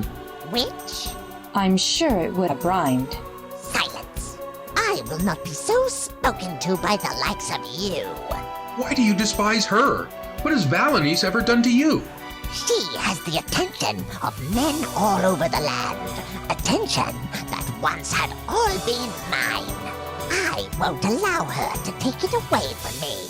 I think you should just allow the two of us to go. And why would I want to do that? We would leave your realm together, never to return. Then you would have all the attention you could ever want again. Nice try, my pretty fly. But you are caught in my web now. And besides, the father would not want you returning and interrupting his search. The father? Is he one of your male admirers? You think that the father is one of my admirers? You silly boy.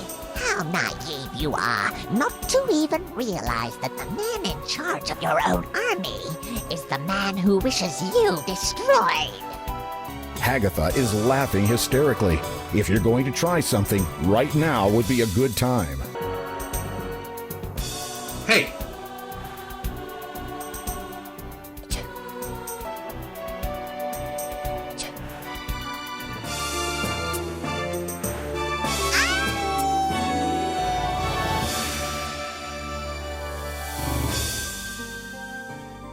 Hagatha's body is nowhere to be seen. I wonder where she went. How odd. Yes, I beg your pardon? you were trying to think of the best way to ask me to marry you. As I said, I have seen you in my dreams ever since you arrived in Kalima, and I have come to feel for you the way I know you feel about me. So the answer to your question is yes. But I haven't asked you yet. There is a far better question you could ask, such as, where shall we be wed? In your kingdom or mine? Yours. There is something I must attend to in Daventry that may ruin the occasion otherwise. Whatever you decide, my dear. You manage to break open the door. The two of you venture to the smaller island, where the portal still swirls expectantly. As you step through it, you find yourself wondering where it will teleport you.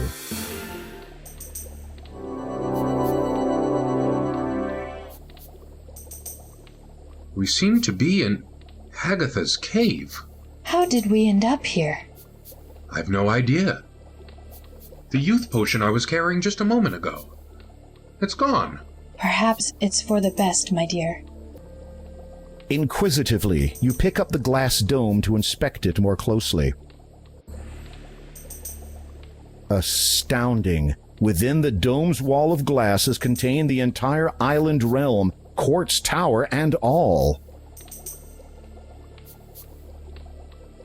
Why ever would you want to take that? This item denied you of your freedom. It is only right that you may do as you please with it. Or you could accept it as a wedding gift. Valanice takes the dome from your hand. I shall keep it as a reminder that, regardless of what transpires from this point on, I have experienced worse.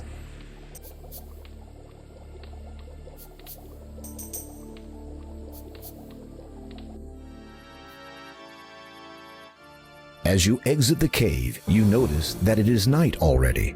Also, the two of you seem to have some company. Beautiful night, yes? Yes, certainly. To what do we owe the, pleasure of your visit? Why, King Graham, surely you do not still think of me as the enemy?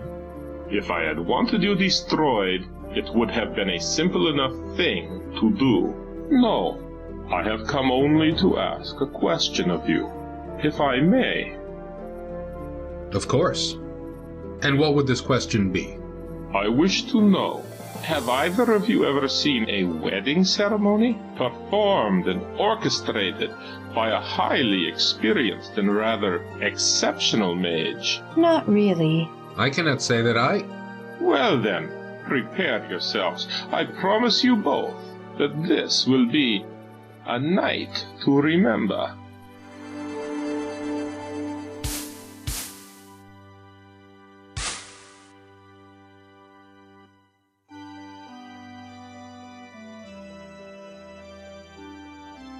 People of Colima, it is my desire to be reinstated as your custodian and protector, if you will still have me.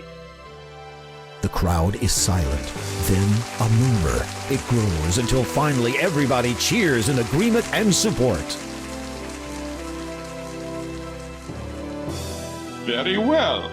Therefore, with the power and authority you have reinvested in me, I wish to conduct the ceremony of these two deserving people who have chosen to join together in marriage. Behold!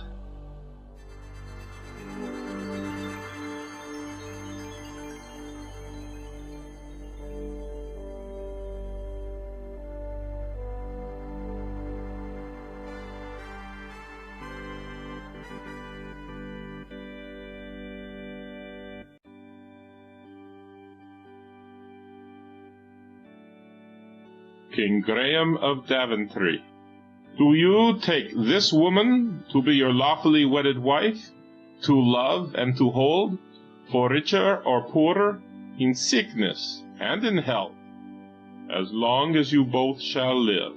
I do.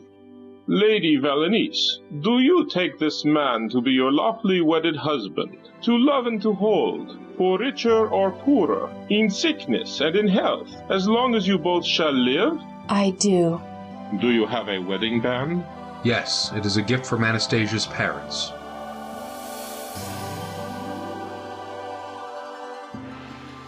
I now pronounce you husband and wife.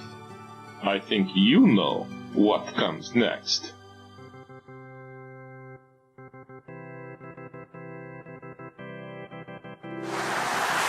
The crowd's jubilance reaches a new height. The people of Kalima seem only too eager to rejoice in your newfound happiness. I cannot thank you enough for your service to me in ensuring the safety of my family.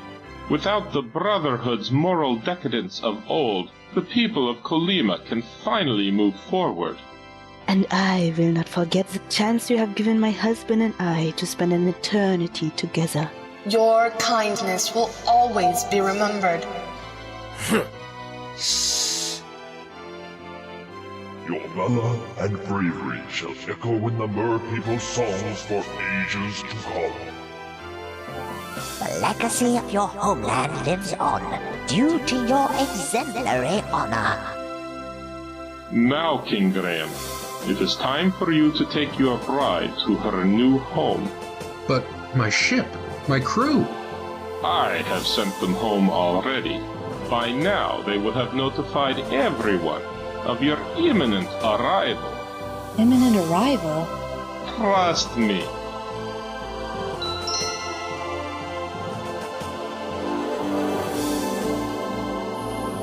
Good luck, Graham.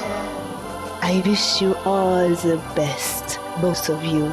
Give my regards to the father.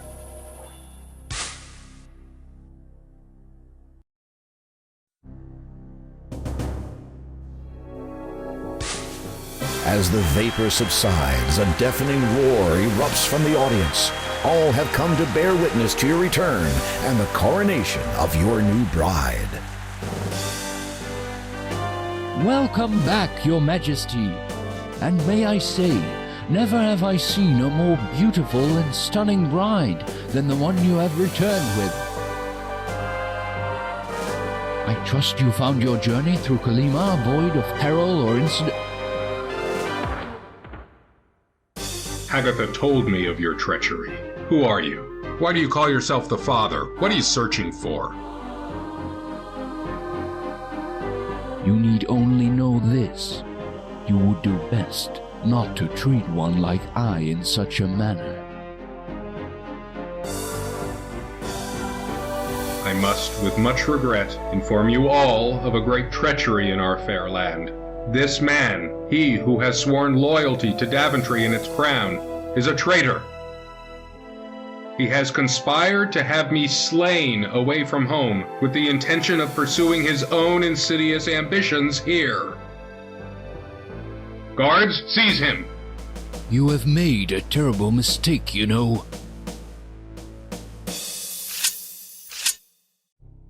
Guard, halt! Stand back! Prepare to fight for your life, are you? And with an old fool's sword. Be warned. You do not know who you are facing. Your ignorance shall destroy you. On guard!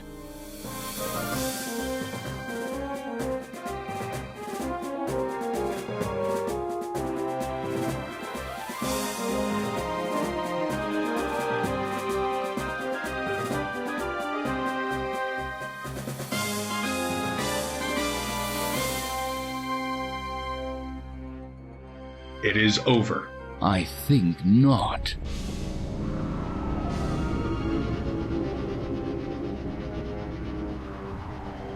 Thrice now I curse, and from the first, your family shall feel the worst. Soon shall you see, there'll surely be In the most dire jeopardy, then as your foe, 'tis I who will sow the spell to cause your heart to slow. And for my shame, for you the same, over Daventry your heir shall reign.